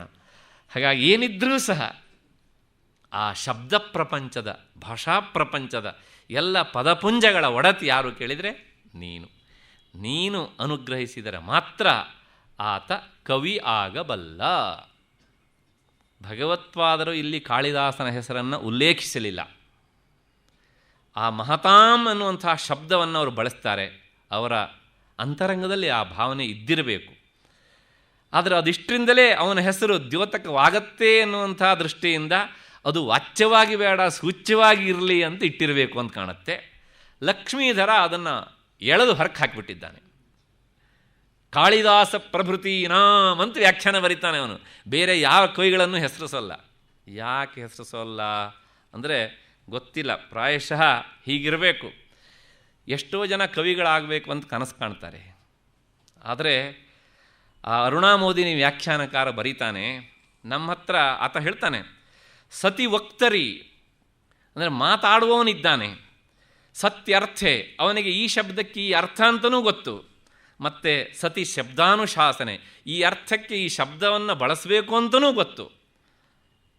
ಆದರೂ ಸಹ ಅಸ್ತಿ ತನ್ನ ವಿನಾಯೇನ ಪರಿಸ್ರವತಿ ವಾಂಗ್ನದಿ. ನಿನ್ನ ಅನುಗ್ರಹ ಇಲ್ಲದೆ ಇದ್ದರೆ ವಾಂಗ್ನದಿ ನ ಪರಿಸ್ರವತಿ. ಎಷ್ಟೆಷ್ಟು ಜನ ಪಂಡಿತರಿದ್ದಾರೆ, ಎಷ್ಟೆಷ್ಟು ಜನ ವಿದ್ವಾಂಸರಿದ್ದಾರೆ, ಎಲ್ಲರೂ ಕವಿಗಳಾಗ್ತಾರ? ಯಾಕೆ ಅಂದರೆ ಆಕೆಯ ಅನುಗ್ರಹ ಇದ್ದಾಗ ಮಾತ್ರ ಆತ ಕವಿಯಾಗಬಲ್ಲ. ಹಾಗೆ ಅವಳ ಅನುಗ್ರಹವನ್ನು ಧಿಕ್ಕರಿಸಿ ಅದನ್ನು ಪಡೆಯದೇ ನಾವು ಕವಿಯಾಗಬೇಕು ಅಂತ ಬಲವಂತವಾಗಿ ಹೊರಟ್ರೆ ನಾವು ಕವಿ ಆಗೋದಿಲ್ಲ, ಪಿ ಆಗಿಬಿಡ್ತೇವೆ. ಕವಿತ್ವ ಎನ್ನುವಂಥದ್ದು ಅದು ಅಪ್ರಯತ್ನ ಸಾಧ್ಯವಾಗಿ ಬರಬೇಕು, ಅನಾಯಾಸವಾಗಿ ಬರಬೇಕು ಹೀಗೆ ಅಂತ. ಆ ಅನಾಯಾಸವಾಗಿ ಅಂತ ಕಾಳಿದಾಸನಿಗೆ ಬರ್ತಿತ್ತು. ಹಾಗಾಗಿಯೇ ಲಕ್ಷ್ಮೀಧರ ಅವನು ಮಹಾ ಸಾಧಕ, ಪಂಡಿತ, ಸಾಧಕ, ಉಪಾಸಕ, ತಪಸ್ವಿ. 12ನೇ ಶತಮಾನದಲ್ಲಿ ಆತ ಸೌಂದರ್ಯಲಹರಿಗೆ ವ್ಯಾಖ್ಯಾನ ಬರೆದಿದ್ದಾನೆ ಪುಣ್ಯಾತ್ಮ. ಬೇರೆ ಎಲ್ಲ ವ್ಯಾಖ್ಯಾನಕಾರರು ಅಲ್ಲಲ್ಲಿ ಅತ್ರ ವಿಶೇಷಂತೂ ಲಕ್ಷ್ಮೀಧರ ವ್ಯಾಖ್ಯಾನೇ ದೃಷ್ಟವ್ಯಂ ಅಂತಾರೆ. ತಂತ್ರಶಾಸ್ತ್ರದಲ್ಲಿ, ಯೋಗಶಾಸ್ತ್ರದಲ್ಲಿ, ಉಪಾಸನೆಯಲ್ಲಿ ಮತ್ತೆ ಮಧ್ಯೆಯಲ್ಲಿ ಬೇಕಂತ ವ್ಯಾಕರಣದ ವಿಷಯವನ್ನು ತೂರ್ತಾನೆ ಹೀಗೆ ಅಂತ. ಅದನ್ನೆಲ್ಲ ನೋಡಿದಾಗ ಇವ್ರ ಜೀವಮಾನ ಎಲ್ಲ ಇದರಲ್ಲೇ ತೆಗೆದಿರಬೇಕು ಅಂತ ಅನಿಸ್ಬಿಡುತ್ತೆ ಕೆಲವೊಂದು ಹೇಗೆ ಅಂತ. ಜೀವಮಾನ ಎಲ್ಲ ಕಾಳಿದಾಸನ ಹೆಸರನ್ನು ಆತ ಉದ್ದೇಶಪೂರ್ವಕವಾಗಿ ಹೇಳ್ತಾನೆ. ಯಾಕೆ ಹೇಳ್ತಾನೆ ಅಂದರೆ, ಕಾಳಿದಾಸನ ಬಗ್ಗೆ ನನಗಿಂತ ಹೆಚ್ಚು ನಿಮಗೆ ಗೊತ್ತು, ಆದ್ರೂ ಸಹ ಅವನ ಬಗ್ಗೆ ಹೇಳಬೇಕು. ಯಾಕೆಂದರೆ ಲಕ್ಷ್ಮೀಧರ ಇಲ್ಲಿ ಅವನ ಹೆಸರನ್ನು ಹೇಳಿದ್ರಿಂದ ಅವನ ಕವಿತಾ ಸಾಮರ್ಥ್ಯ ಎಂಥದ್ದು.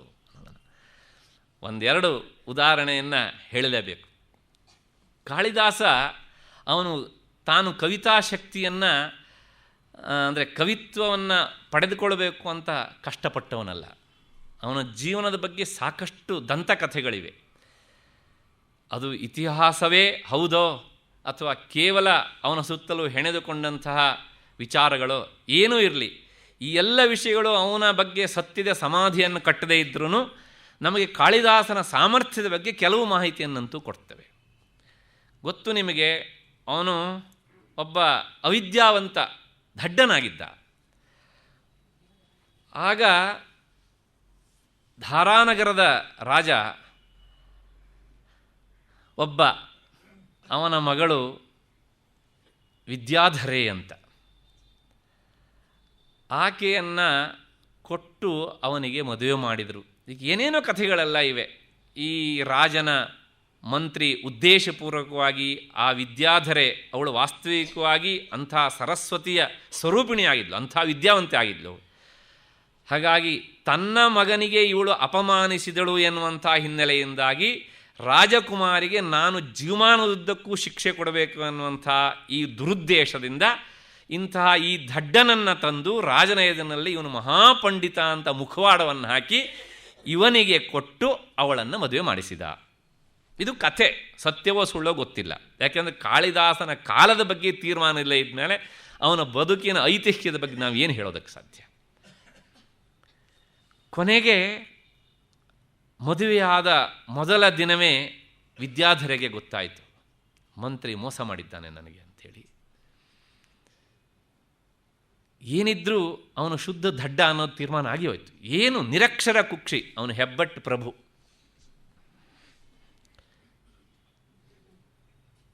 ಆದರೆ ಅವನಲ್ಲಿ ಒಂದು ಒಳ್ಳೆಯ ಹೃದಯ ಇತ್ತು ನೋಡಿ. ಛೇ, ನನ್ನಂಥವನನ್ನು ವಿದ್ಯಾವಂತ ಅಂತ ಹೇಳಿ ಕರ್ಕೊಂಡು ಬಂದು ಈ ಮಂತ್ರಿ ಇಂಥ ಹುಡುಗಿಗೆ ನನ್ನನ್ನು ಅಂದರೆ ನನಗೆ ಇವಳನ್ನು ಮದುವೆ ಮಾಡಿಸಿ ಇವಳಿಗೆ ಅನ್ಯಾಯ ಮಾಡಿಸಿಬಿಟ್ಟ. ಹಾಗಾಗಿ ನಾನು ಇವಳಿಗೆ ಅನ್ಯಾಯ ಮಾಡಬಾರ್ದು ಅಂಥೇಳಿ ನನಗೆ ಗೊತ್ತಿಲ್ಲದೆ ಈ ಒಂದು ಅಚಾತುರ್ಯ ನಡೆದು ಹೋಗಿದೆ, ಯೋಚನೆ ಮಾಡಬೇಡ, ನಿನ್ನ ಪಾಡಿ ನೀನು ಬದುಕು ಅಂಥೇಳಿ ಬೆಳಗಾತ ಎದ್ದು ಹೊರಟೋಗ್ಬಿಟ್ಟಾತ. ಹೊರಟು ಹೋದಾಗ ಅವನು ಕಾಡಾಡಿಯಾಗಿ ತುಂಬ ಅಲದಿರಬೇಕು ಅಂತ ಕಾಣುತ್ತೆ. ಆದರೆ ವಿದ್ಯಾಧರೆ ಅವಳು ತ್ರೀಣ್ಯೇತಾನಿ ಸಕೃತ್ ಸಕೃತ್, ಬದುಕಿನಲ್ಲಿ ಒಂದೇ ಸಲ ಒಬ್ಬನನ್ನು ವರಿಸುವಂಥದ್ದು ಎನ್ನುವಂಥ ಉದ್ದೇಶದಿಂದ ತಾಯಿಯನ್ನು ನಿರಂತರ ಆರಾಧನೆ ಮಾಡ್ತಾ ಇದ್ಲು ಅಂತ ಕಾಣುತ್ತೆ. ಹೀಗೆ ಈಕೆಯ ಆರಾಧನೆ ಅವನ ಆ ಹೃದಯದಲ್ಲಿರುವಂಥ ಪಶ್ಚಾತ್ತಾಪದ ಬುದ್ಧಿಯಿಂದಾಗಿ ಕೊನೆಗೆ ಯಾವುದೋ ಒಂದು ಕಾಡಿನಲ್ಲಿ ತಾಯಿಯ ಗುಡಿಯಲ್ಲಿ ಆತ ಕುಳಿತು ಅಂತರ್ಮುಖಿಯಾಗಿರಬೇಕು. ಆಗ ಎಷ್ಟೋ ದಿನಗಳ ಕಾಲ ಈ ರೀತಿಯಾಗಿ ಆತ ತಾಯಿ ಆರಾಧನೆಗೆ ತೊಡಗಿದಾಗ ಸ್ವತಃ ತಾಯಿ ಅವನ ನಾಲಿಗೆ ಮೇಲೆ ಬೀಜಾಕ್ಷರಗಳನ್ನು ಬರೆದಳು ಅಂತ ಪ್ರಸಿದ್ಧಿ. ತನ್ನ ಖಡ್ಗದ ತುದಿಯಿಂದ. ಇದು ಯಾವುದನ್ನೂ ಆ ಪುಣ್ಯಾತ್ಮ ಹೇಳ್ಕೊಳ್ಳೋದಿಲ್ಲ. ಮಹಾತ್ಮರ ಲಕ್ಷಣ ಅದು. ಹೀಗೆ ಆತ ಅದಾದ ಮೇಲೆ ಕವಿತೆಯನ್ನು ಕಟ್ಟಿ ಕಟ್ಟಿ ಹಾಡ್ತಾ ಹಾಡ್ತಾ ಬಂದಿದ್ದಾನೆ. ಎಲ್ಲಿಗೆ ಬಂದಿದ್ದಾನೆ ಅಂತ ಕೇಳಿದರೆ ಧಾರಾನಗರಕ್ಕೆ ಬಂದಿದ್ದಾನೆ. ಮತ್ತೆ ಪುನಃ ಆ ರಾಜರ ಬೀದಿಯಲ್ಲಿ ಬರ್ತಾ ಇದ್ದಾಗ ಅರಮನೆಯ ಉಪ್ಪರಿಗೆಯಿಂದ ನೋಡಿದ್ದಾಳೆ ವಿದ್ಯಾಧರೆ. ಅವಳಿಗೆ ಗೊತ್ತಾಯಿತು, ಓಹ್ ಇವನೇ ನನ್ನ ಗಂಡ. ಇವತ್ತಿನ ಲಕ್ಷಣ ಬೇರೆ ರೀತಿಯಾಗುಂಟು. ಹೊರಟು ಹೋಗಿ ಎಷ್ಟೋ ವರ್ಷ ಆಗಿದೆ, ಇವತ್ತಿನ ಮುಖಚರ್ಯ ಬದಲಾವಣೆ ಆಗಿದೆ. ಹಾಗಾಗಿ ನೋಡೋಣ ನಿಜವಾಗಿಯೂ ಇವನೇನಾದ್ರು ಪಾಂಡಿತ್ಯ ಸಂಪಾದನೆ ಮಾಡಿ ಬಂದಿದ್ದಾನೋ ಇಲ್ಲವೋ ಅಂಥೇಳಿ ಆ ಅಂತಃಪುರದ ಕಿಟಕಿಯಿಂದಲೇ ಒಂದು ಶಬ್ದವನ್ನು ಇಟ್ಟು ಪ್ರಶ್ನೆ ಕೇಳ್ತಾಳೆ. 3 ಶಬ್ದಗಳು. ಏನು ಅಂದರೆ ಅವನನ್ನು ನೋಡಿ ಕೇಳ್ತಾಳೆ, ನೀನು ನನ್ನ ಗಂಡ, ನಾನು ನಿನ್ನ ಹೆಂಡತಿ. ಏನೂ ಹೇಳೋದಿಲ್ಲ ಅವಳು. ಹೇಳಿದ್ದೇನು ಕೇಳಿದರೆ ಪ್ರಶ್ನೆ, ಅಸ್ತಿ ಕಶ್ಚಿದ್ ವಾಗ್ವಿಶೇಷ. ನೀನು ಅವತ್ತು ಹೋಗಬೇಕಿದ್ರೆ ಹೇಗೆ ಹೆಬ್ಬೆಟ್ಟು ಪ್ರಭು ಆಗಿದೆಯೋ ಇವತ್ತು ಹಾಗೇ ಇದ್ದೀಯೋ, ಅಥವಾ ನಿನ್ನಲ್ಲೇನಾದರೂ ವಾಕ್ಶಕ್ತಿ, ಪಾಂಡಿತ್ಯ, ವಿದ್ಯೆಯನ್ನು ಗಳಿಸಿಕೊಂಡಿದ್ದೀಯೋ ಅಂತ.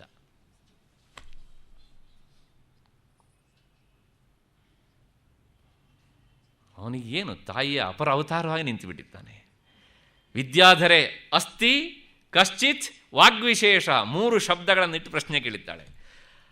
ಆ ಕ್ಷಣದಲ್ಲಿ ಆತ ಆ ಅಸ್ಥಿ ಎನ್ನುವಂಥ ಕ್ರಿಯಾಪದವನ್ನು ಇಟ್ಟುಕೊಂಡೇ ಅಸ್ತ್ಯುತ್ತರಸ್ಯಾಂ ದಿಶಿ ದೇವತಾತ್ಮ ಹಿಮಾಲಯೋ ನಾಮನಗಾಧಿರಾಜ ಪೂರ್ವಾಪರೌತೋಯ ನಿಧೀವಗಾಹ್ಯ ಸ್ಥಿತ ಪೃಥಿವ್ಯಾ ಇವ ಮಾನದಂಡ ಅಂತ. ನೀನು ಕೇಳಿದ ಈ ಮೊದಲ ಶಬ್ದವನ್ನಿಟ್ಕೊಂಡು ಒಂದು ಕಾವ್ಯವನ್ನು ರಚಿಸ್ತೇನೆ ತಗೋ ಅಂಥೇಳಿ ಕುಮಾರ ಸಂಭವವನ್ನು ರಚಿಸಿದ. 2ನೇ ಶಬ್ದ ಏನಿಟ್ಟೆ ನಿನ್ನ ಪ್ರಶ್ನೆಯಲ್ಲಿ? ಕಶ್ಚಿತ್ ಅಂತ ಕೇಳಿದೆ ಅಲ್ವಾ? ಕಶ್ಚಿತ್ ಕಾಂತಾ ವಿರಹ ಗುರುಣ ಅಂತ ಹೇಳಿ ಮೇಘದೂತದ ಮೊದಲ ಪದ್ಯದ ಮೊದಲ ಶಬ್ದ. 3ನೆಯ ಶಬ್ದ ಏನು ಬಳಸಿದೆ? ವಾಗ್ವಿಶೇಷ. ವಾಗರ್ಥಾವಿವ ಸಂಪೃಕ್ತವು ವಾಗರ್ಥ ಪ್ರತಿಪತ್ತಯೇ ಜಗತಃ ಪಿತರವು ಒಂದೇ ಪಾರ್ವತೀ ಪರಮೇಶ್ವರವು. ನಿನ್ನ ಅನುಗ್ರಹ ಇಲ್ಲದೇ ಇದ್ದರೆ ತಾಯಿ, ಶಬ್ದಾರ್ಥಗಳು ನನ್ನ ಬಾಯಿಂದ ಹೇಗೆ ಬರಬೇಕು, ಅವು ಅರ್ಥವನ್ನು ಹೇಗೆ ಕೊಡಬೇಕು ಅಂತ ಹೇಳಿ ಆ ತನ್ನ ಹೆಂಡತಿ ಬಾಯಿಯಿಂದ ಬಂದಂಥ 3 ಪದಗಳನ್ನು ಇಟ್ಟುಕೊಂಡು ಆ 3 ಪದಗಳನ್ನೇ ಮಂಗಲ ಶ್ಲೋಕದಲ್ಲಿ ಬಳಸಿ ಕಾವ್ಯವನ್ನು ರಚಿಸಿದಂಥ ಮಹಾನುಭಾವ ಕಾಳಿದಾಸ. ಹೀಗಿಲ್ಲದೇ ಇದು ಲಕ್ಷ್ಮೀಧರ ಇವನನ್ನು ಯಾಕೆ ಕಾಳಿದಾಸಾದಿ ಮಹಾಕವೀನಾಮ್ ಅಂತ ಪ್ರಯೋಗ ಮಾಡ್ತಿದ್ದ? ಇದು ಸತ್ಯವೋ ಸುಳ್ಳು, ಅದು ಸತ್ಯ ಆಗಲಿ. ಆ ಸತ್ಯದ ಅಂಶ ಇದ್ದಿದ್ದರಿಂದಲೇ ನಿಮ್ಮೆಲ್ಲರ ಹೃದಯಕ್ಕೆ ಬಡಿಯತ್ತೆ, ನಮ್ಮ ಹೃದಯವನ್ನು ಕರಗಿಸುತ್ತೆ. ಇಂತಹ ಸಹಜವಾಗಿ ಬರುವಂಥ ಆ ಕವಿತಾ ಶಕ್ತಿ ಅವನಿಗೆ ಮೈಗೂಡಿತ್ತು. ತಾಯಿಯ ಅನುಗ್ರಹ ಆದವರಿಗೆ ಯಾವುದೂ ಅಸಾಧ್ಯ ಹೇಳಿ ನೋಡೋಣ. ಮತ್ತೆ ಇನ್ನೊಂದು ಸಂದರ್ಭ ಹೇಳ್ತಾರೆ. ಭೋಜರಾಜ ಒಂದು ಸಲ ಅವನ ಆಸ್ಥಾನದಲ್ಲಿ ನವಮಣಿಗಳಿದ್ರು ಅಂತ ಪ್ರಸಿದ್ಧಿ. ಎಲ್ಲ ಕವಿಗಳು ಈ ಕಾಳಿದಾಸನ ಪಾಂಡಿತ್ಯಕ್ಕೆ ಅಸೂಯೆ ಪಡ್ತಿದ್ರಂತೆ, ಹೊಟ್ಟೆ ಕಿಚ್ಚುಪಡ್ತಿದ್ರಂತೆ. ಅವನಿಗೆ ಮಾತ್ರ ನೀನು ಕವಿಚಕ್ರವರ್ತಿ ಅಂತ ಪಟ್ಟ ಕಟ್ಟಿದ್ದೀಯೇ, ನಾವೆಲ್ಲ ಏನು ಕಡಿಮೆನಾ ಅಂತ. ಸಹಜ ಇದು. ಪಂಡಿತಂ ದೃಷ್ಟ ಅಂತ ಉಂಟಲ್ಲ. ಕೊನೆಗೆ ನೋಡೋಣ ಇವರಿಗೂ ಎಷ್ಟು ಸಾಮರ್ಥ್ಯ ಉಂಟು ಅಂಥೇಳಿ ಒಂದು ಸಲ ಭೋಜರಾಜ ಆಸ್ಥಾನದ ಚಟುವಟಿಕೆ ಮುಗಿದಿದೆ, ಎಲ್ಲರೂ ಮನೆಗೆ ಹೊರಡಬೇಕು. ಆಗ ಇದ್ದಕ್ಕಿದ್ದ ಹಾಗೆ ಒಂದು ಸಮಸ್ಯೆಯನ್ನು ಕೊಟ್ಟ. ಏನು ಅಂದರೆ ಕ ಖ ಗ ಘ ಅಂತ. ಕ ಖ ಗ ಘ ಸಮಸ್ಯೆ, ಇದನ್ನು ಇಟ್ಕೊಂಡು ಶ್ಲೋಕ ರಚನೆ ಮಾಡ್ಕೊಂಡು ಬನ್ನಿ ಅಂತ. ಎಲ್ಲರೂ ಮನೆಗೆ ಹೋದರು. ಇದಕ್ಕೆ ಸರಿಯಾಗಿ ಶ್ಲೋಕವನ್ನು ಹೊಂದಿಸಿಬಿಟ್ರೆ ಕಾಳಿದಾಸನ ಕವಿಚಕ್ರವರ್ತಿ ಪಟ್ಟವನ್ನು ಕಿತ್ತು ನಮಗೆ ಕೊಡ್ತಾನೆ ಎನ್ನುವಂಥ ಈ ಉತ್ಸಾಹ ಭರದಲ್ಲಿ ಮನೆಗೆ ಹೋದವರೆಲ್ಲರೂ ಏನು ನೋಟ್ಬುಕ್ಕನ್ನು ಪೆನ್ನನ್ನು ತಗೊಂಡು ಬರೆದಿದ್ದು ಗೀಚಿದ್ದು. ಸಂಜೆ ಆದದ್ದು ರಾತ್ರಿ ಆಯಿತು, ರಾತ್ರಿ ಕಳೀತು, ಬೆಳಗಾಯಿತು, ಏನೂ ಆಗಲಿಲ್ಲ. ಈ ಬೃಹಸ್ಪತಿಗೆ ಭೋಜರಾಜ ಹೇಳಿದ್ದೇ ಮರೆತು ಹೋಗಿದೆ. ಇವರೆಲ್ಲರೂ ಇವತ್ತೇನಪ್ಪ ಆಸ್ಥಾನದಲ್ಲಿ ನಮ್ಮ ಪರಿಸ್ಥಿತಿ ಅಂಥೇಳಿ ಚಡಪಡಿಸ್ತಾ ದಾರಿ ಉದ್ದಕ್ಕೂ ಬರಿತಾನೇ ಬಂದಿದ್ದಾರೆ. ಬರೆದಕ್ಕಿಂತ ಹೊಡೆದಾಕಿದ್ದೇ ಹೆಚ್ಚಾಗಿಬಿಟ್ಟಿದೆ. ಕಾಳಿದಾಸ ಇದರ ಯಾವುದರ ಪರಿವೇ ಇಲ್ಲದನೂ ಸಹ ಆ ಧಾರಾನಗರದ ವೀಥಿಯಲ್ಲಿ ರಸ್ತೆಯಲ್ಲಿ ಬರ್ತಾ ಇದ್ದಾನೆ. ಸುಮಾರು 9-10 ಗಂಟೆ ಇರ್ಬೋದು. ಅಷ್ಟೊತ್ತಿಗೆ ಒಬ್ಬಾಕೆ ಪುಟಾಣಿ ಹುಡುಗಿ ಶಾಲೆಗೆ ಹೊರಟಿದ್ದಾಳೆ. ಜಗತ್ತಿನ ತುಂಬೆಲ್ಲ ಪ್ರಖ್ಯಾತವಾದಂಥ ಕವಿ, ಧಾರಾನಗರದಲ್ಲಿ ಇದ್ದಂಥ ಹಸುಳೆಗಳಿಗೂ ಚಿರಪರಿಚಿತ ವ್ಯಕ್ತಿ ಆತ. ಅವಳು ಬಂದು ಕಾಳಿದಾಸನಿಗೆ ನಮಸ್ಕಾರ ಮಾಡಿದಳು. ನಮಸ್ಕಾರ ಕವಿವರೇಣ್ಯರಿಗೆ ಅಂತ. ಕಾಳಿದಾಸ ಕೇಳ್ತಾನೆ, ಸಂಸ್ಕೃತದಲ್ಲಿ ಪ್ರಶ್ನೆ ಕೇಳಿದ, ಕಾತ್ವಂಬಾಲೆ, ಯಾರಮ್ಮ ಪುಟಾಣಿ ನೀನು ಅಂತ. ಭೋಜರಾಜನ ಕಾಲದಲ್ಲಿ ಸಂಸ್ಕೃತ ಅದು ಉಸಿರಾಗಿತ್ತು. ಹಾಗಾಗಿ ಆ ಪುಟಾಣಿ ಸಂಸ್ಥೆಯಲ್ಲೇ ಉತ್ತರ ಹೇಳ್ತಾಳೆ, ಕಾಂಚನಮಾಲಾ, ನನ್ನ ಹೆಸರು ಕಾಂಚನಮಾಲಾ ಅಂತ. ಓಹೋ, ಕೈಯಲ್ಲಿ ಏನು ಹಿಡ್ಕೊಂಡಿದ್ದೀಯೇ? ಹಸ್ತೆ ಕಿಂತೆ. ಅವಳು ಹೇಳ್ತಾಳೆ, ತಾಳಿ ಪತ್ರಂ. ಸ್ಲೇಟ್ ಇನ್ನೂ ಬಂದಿರಲಿಲ್ಲ, ಇನ್ನು ತಾಡೆ ಪತ್ರ ಇದ್ದಂತಹ ಕಾಲ. ತಾಳಿ ಪತ್ರ ಉಂಟು. ಹಾಂ, ಅದ್ರ ಮಧ್ಯೆಯಲ್ಲಿ ಇನ್ನೊಂದುಂಟು, ಕಾತ್ವಂಬಾಲೆ ಕಾಂಚನಮಾಲ ಕಸ್ಯಾಃ ಪುತ್ರಿ, ನಿನ್ನ ಅಮ್ಮನ ಹೆಸರೇನಮ್ಮ ಮರಿ, ಯಾರ ಮಗಳು ನೀನು ಅಂತ. ಅವಳು ಹೇಳ್ತಾಳೆ, ಕನಕಲತಾಯ, ನನ್ನ ಅಮ್ಮನ ಹೆಸರು ಕನಕಲತಾ ಅಂತ. ಹಸ್ತೇ ಕಿಂತೆ ತಾಳಿ ಪತ್ರಂ. ಓಹೋ, ಏನು ಹೋಮ್ವರ್ಕ್ ಕೊಟ್ಟಿದ್ರು ನಿನ್ನ ಮಿಸ್ಸು? ಏನು ಬರೆದಿದ್ದೀಯಮ್ಮ? ಕಾವಾ ರೇಖಾ ಕ ಖ ಗ ಘ. ನಿನ್ನೆ ಕ ಖ ಗ 10 ಸಲ ಬರ್ಕೊಂಡು ಬಾ ಅಂತ ಕೊಟ್ಟಿದ್ರು, ಬರೆದಿದ್ದೇನೆ ಅಂದವಳು. ಹೌದಮ್ಮ, ಶಾಲೆಗೆ ಹೊತ್ತಾಯಿತು, ನೀನು ಹೊರಡು, ನಾನು ಹೊರಡ್ತೇನೆ ಅಂತ ಹೇಳಿದ. ಮಗುವನ್ನು ಕಳಿಸ್ಕೊಟ್ಟ. ಕಾಳಿದಾಸ ಬಂದ ಆಸ್ಥಾನಕ್ಕೆ. ಆಸ್ಥಾನಕ್ಕೆ ಬಂದಾಗ, ಓಹೋ, ಮಹಾರಾಜರು ನಿನ್ನೆ ದಿವಸ ಸಮಸ್ಯೆ ಕೊಟ್ಟಿದ್ದಾರೆ ಅಂತ ಇವನಿಗೆ ನೆನಪಾಯ್ತು. ಭೋಜರಾಜ ಕೇಳಿದ, ಯಾರ್ಯಾರು ಕವಿತ್ವವನ್ನು ರಚಿಸ್ಕೊಂಡು ಬಂದಿದ್ದೀರಿ, ಕವಿತೆಯನ್ನು ರಚಿಸಿದ್ದೀರಿ ಹೇಳಿ ಅಂತ. ಎಲ್ಲರೂ ಎದ್ದು ನಿಂತಿದ್ದಾರೆ. ದೇಹ ಎದ್ದು ನಿಂತಿದೆ, ತಲೆ ಬಗ್ಗಿ ಹೋಗಿದೆ. ಯಾರೂ ಸಹ ಉಸಿರಿಲ್ಲ. ಕೊನೆಗೆ, ನೀನೇನಾದ್ರು ಮಾಡಿದ್ದೀಯೋ ಅಂತ. ನನಗೇನೋ ಹೊಳೆದಂಗೆ ಆಗ್ತಾ ಇದೆ, ಹೇಳ್ತೇನೆ ಅಂದ ಕಾಳಿದಾಸ. ಏನು ಹೇಳಿದ? ಕಾತ್ವಂಬಾಲೆ ಕಾಂಚನಮಾಲಾ ಕಸ್ಯಾಃ ಪುತ್ರೀ ಕನಕಲತಾಯಾಃ ಹಸ್ತೆ ಕಿಂತೆ ತಾಲೀಪತ್ರಂ ಕಾವಾ ರೇಖಾ ಕ ಖ ಗ ಘ. ಒಂದು ಪದ್ಯ ಆಗೋಯ್ತು ನೋಡಿ. ಅಂದರೆ ಕಾಳಿದಾಸ ಮಾತನಾಡಿದರೂ ಅದೊಂದು ಪದ್ಯ ಆಗಿಬಿಡುತ್ತೆ ಹೀಗೆ ಅಂತ. ನಾವು ಕವಿತೆ ಬರಿಬೇಕು ಅಂತ ಹೇಳಿ ಎಲ್ಲ ಸಿದ್ಧತೆ ಮಾಡ್ಕೊಂಡು ಕುಳಿತರೂ ಸಹ ಎಲ್ಲ ಸಿದ್ಧತೆ ಆಗತ್ತೆ, ಆದರೆ ತಾಯಿ ಮಾತ್ರ ಇಳಿದು ಬರುವುದಿಲ್ಲ. ಹಾಗಾಗಿ ಆ ಕವಿತಾಶಕ್ತಿ ಬರಬೇಕು ಅಂತಾದರೆ ನಿನ್ನ ಅನುಗ್ರಹ ಇಲ್ಲದೇ ಇದ್ದರೆ ಆಗೋದಿಲ್ಲ. ಭೋಜಪ್ರಬಂಧದಲ್ಲಿ ಇಂಥದ್ದನ್ನು ನಮಗೆ ಸಾಕಷ್ಟು ಕೊಡ್ತಾರೆ. ಸ್ವತಃ ಅವನ ಕವಿತಾ ಸಾಮರ್ಥ್ಯ ನೋಡಬೇಕು ಅಂಥೇಳಿ ಭೋಜನ ಹೇಳಿದ್ದಂತೆ. ಏನು ಕೇಳಿದರೆ, ನಾನು ಸತ್ತೋಗಿದ್ದೇನೆ ಅಂತ ಭಾವಿಸ್ಕೊಂಡು ನನ್ನ ಬಗ್ಗೆ ಒಂದು ಚರಮಶ್ಲೋಕವನ್ನು ರಚಿಸುವಂಥ. ಅವರಿಬ್ಬರು ತುಂಬ ಆತ್ಮೀಯರು, ಗೆಳೆಯರು. ರಾಜ ಮತ್ತು ಇವನು ಆಸ್ಥಾನದ ವಿದ್ವಾಂಸ. ಇದು ನಮ್ಮ ದೇಶದ ಇತಿಹಾಸದಲ್ಲಿ ಇಂಥದ್ದು ಬೇಕಷ್ಟು ಸಿಗತ್ತೆ. ಆ ಆತ್ಮೀಯತೆ ಬೆಳೆದಾಗ ರಾಜರು ಅವನನ್ನು ಒಬ್ಬ ಸಾಮಾನ್ಯ ವಿದ್ವಾಂಸ ಅಂತ ಪರಿಗಣನೆ ಮಾಡಲಿಲ್ಲ, ಅವನು ನನ್ನ ಒಡನಾಡಿ ಅಂತ ಭಾವಿಸಿದ್ದಾರೆ. 17ನೇ ಶತಮಾನದಲ್ಲಿ ಜಗನ್ನಾಥ ಪಂಡಿತ ಮತ್ತು ಶಹಜಾನ್ನ ಬಾಂಧವ್ಯವನ್ನು ನಾವು ಇದೇ ರೀತಿಯಾಗಿ ನೋಡ್ತೇವೆ. ಅಲ್ಲೂ ಹಾಗೆ ಪುಣ್ಯಾತ್ಮ ಅವನು ಅರಮನೆಗೆ ವಿದ್ವಾಂಸನಾಗಿ ಹೋದ, ಆಮೇಲೆ ಶಹಜಾನ್ ಅಳಿಯನಾಗಿ ಬಿಟ್ಟ ಅಂತ ಪ್ರಸಿದ್ಧಿ. ಹೀಗೆ ಅಂತ ಸತ್ಯವೋ ಸುಳ್ಳೋ. ಆಮೇಲೆ ಈ ಮುಸ್ಲಿಂ ದೊರೆ ಎಲ್ಲ ಮುಸ್ಲಿಂ ರಾಜರ ಸಂಪರ್ಕವನ್ನು ಕಳ್ಕೊಂಡು ಇವನ ಜೊತೆಗೆ ನಿರಂತರ ಚದುರಂಗದ ಆಟದಲ್ಲಿ ತೊಡಗಿರ್ತಾ ಇದ್ದ ಅಂತ. ಸತ್ಯ ಇರಬೇಕು, ಯಾಕೆಂದರೆ ಆತ ಸಂಸ್ಕೃತಕ್ಕೆ ಸಾಕಷ್ಟು ಪ್ರೋತ್ಸಾಹವನ್ನು ಕೊಟ್ಟಿದ್ದು ಕಾಣುತ್ತೆ ನಮಗೆ. ಹೀಗೆ ಭೋಜರಾಜ ಚರಮಶ್ಲೋಕವನ್ನು ಬರಿ ಅಂತ ಹೇಳಿದಾಗ ಬರದ, ಯಾಕೆ ರಾಜಾಜ್ಞೆ ಅಂತ. ಏನು ಕೇಳಿದರೆ, ಚರಮಶ್ಲೋಕ ಅಂದರೆ ದೇಹ ಬಿಟ್ಟಾದ ಮೇಲೆ ಏನೋ ನೀನಿಲ್ಲದೆ ಇದ್ದಾಗ ಪರಿಸ್ಥಿತಿ ಹೇಗಿರುತ್ತೆ ಅಂತ. ಅದ್ಯಧಾರ ನಿರಾಧಾರ ನಿರಾಲಂಬ ಸರಸ್ವತಿ ಪಂಡಿತಾ ಖಂಡಿತಾ ಸರ್ವೇ ಭೋಜರಾಜೇ ದಿವಂಗತೆ. ಭೋಜರಾಜ ದೇಹ ಬಿಟ್ಟರೆ ಹೇಗಿರುತ್ತೆ ಅಂತ ವರ್ಣನೆ ಮಾಡಿಬಿಟ್ಟ ಅವನು. ಅದ್ಯ ಧಾರ ನಿರಾಧಾರ, ಈ ಧಾರಾ ನಗರ ಅನಾಥವಾಗಿ ಹೋಯ್ತಪ್ಪ. ಇಷ್ಟು ದಿವಸ ಇಲ್ಲಿ ಸರಸ್ವತಿ ನರ್ತನ ಮಾಡ್ತಾ ಇದ್ಲು, ಅಂಥ ಸರಸ್ವತಿ ನಿರಾಲಂಬ, ಆಶ್ರಯ ಕಾಣದವಳಾಗಿದ್ದಾಳೆ. ಹಾಗಾಗಿ ಆ ಸರಸ್ವತಿಯನ್ನು ಆರಾಧನೆ ಮಾಡುವಂಥ ಪಂಡಿತರೆಲ್ಲರೂ ಅವರು ಖಂಡಿತ ಗೌರವ ಇಲ್ಲದೆ ಇರೋರು, ಅವರಿಗೇನು ಬೆಲೆ ಇಲ್ಲದಿದ್ದ ಪರಿಸ್ಥಿತಿ ಬಂದುಬಿಟ್ಟಿದೆ ಅಂತ ಹೇಳಿದಾಗ ನಿಜವಾಗಿಯೂ ಸಾವಿಗೆ ಹತ್ತಿರ ಹೋಗ್ಬಿಟ್ಟ ಧಾರಾನಗರದ ಅಧಿಪತಿ ಭೋಜರಾಜ. ಇಷ್ಟನ್ನು ಹೇಳಿ ಆತ ಮಾಡಿ ಹೋಗಿದ್ದಾನೆ, ಇವನು ಈ ಕಡೆಗೆ ಸಾವಿಗೆ ಹತ್ತಿರ ಆಗಿಬಿಟ್ಟ. ಆಗ ಅವನು ಚಡಪಡಿಸೋದನ್ನು ನೋಡಿ ಮಂತ್ರಿಗಳೆಲ್ಲ ಹೋಗಿ ಮತ್ತೆ ಹೇಳ್ತಾರೆ, ಇಲ್ಲ, ಈ ಚರ್ಮಶ್ಲೋಕದಿಂದ ಅವನ ಚರ್ಮಸ್ಥಿತಿಗೆ ಮುಟ್ತಾ ಇದ್ದಾನೆ, ದಯವಿಟ್ಟು ನೀನು ಇನ್ನೊಂದು ಅವನು ಬದುಕಿ ಬಂದದ್ರ ಬಗ್ಗೆ ಒಂದು ಹೇಳಬೇಕು ಅಂಥೇಳಿ.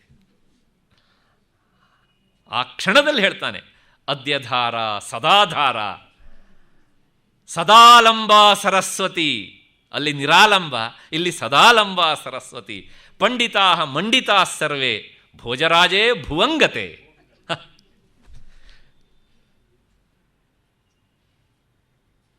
ಇಂಥವನಲ್ವ ಕವಿ.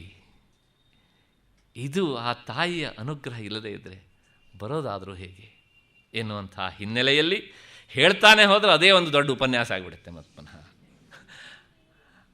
ಹಾಗಾಗಿ ಆ ಕವಿತಾ ಶಕ್ತಿ ಎನ್ನುವಂಥದ್ದು ಅದು ಅಯಾಚಿತವಾಗಿ ಅಪ್ರಯತ್ನವಾಗಿ ಬರುವಂಥದ್ದು ಯಾವಾಗ ತಾಯಿಯ ಅನುಗ್ರಹ ಇದ್ದಾಗ ಮಾತ್ರ. ಅದರಿಂದಲೇ ಲಕ್ಷ್ಮೀಧರ ಭಗವತ್ಪಾದರ ಈ ಶ್ಲೋಕಕ್ಕೆ ಕಾಳಿದಾಸಾದೀನಾಂ ಮಹಾಕವೀನಾಂ ಎನ್ನುವಂಥ ಶಬ್ದ ಪ್ರಯೋಗವನ್ನು ಮಾಡ್ತಾರೆ. ಇಂಥ ಕವಿತ್ವ ಬೇಕೋ, ತಾಯಿಯನ್ನು ಈ ನಿಟ್ಟಿನಲ್ಲಿ ಆರಾಧನೆ ಮಾಡಿ ಎನ್ನುವಂಥ ಮಾತನ್ನು ಕೊಡ್ತಾನೆ. ನಾನು ಕೊನೆ ಪಕ್ಷ 20 ಶ್ಲೋಕಕ್ಕಾದರೂ ಹೋಗಬೇಕು ಅಂತ ಅಂದ್ಕೊಂಡಿದ್ದೆ. 17ನೇ ಶ್ಲೋಕದಲ್ಲಿ ನಿಂತಿದ್ದೇವೆ, ಸಮಯ ಆಗಿಬಿಟ್ಟಿದೆ. ಹಾಗಾಗಿ ಈ ಬಾರಿಗೆ ಇಲ್ಲಿಗೆ ನಾವು ನಿಲ್ಲಿಸಿಕೊಳ್ಳೋಣ. ಮತ್ತೆ ಪುನಃ ದೇವಿಯನ್ನು ಬೇರೆ ಬೇರೆ ರೀತಿಯಲ್ಲಿ ಆರಾಧನೆ ಮಾಡಿದಾಗ ಬೇರೆ ಬೇರೆ ಶಕ್ತಿಗಳು ಬರ್ತವೆ ಅನ್ನೋದನ್ನು ನಾವು ಮುಂದಿನ ಶ್ಲೋಕಗಳನ್ನು ನೋಡುವಾಗ ಮತ್ತೆ ನೋಡೋಣ. ಈ 7 ದಿನಗಳ ಕಾಲ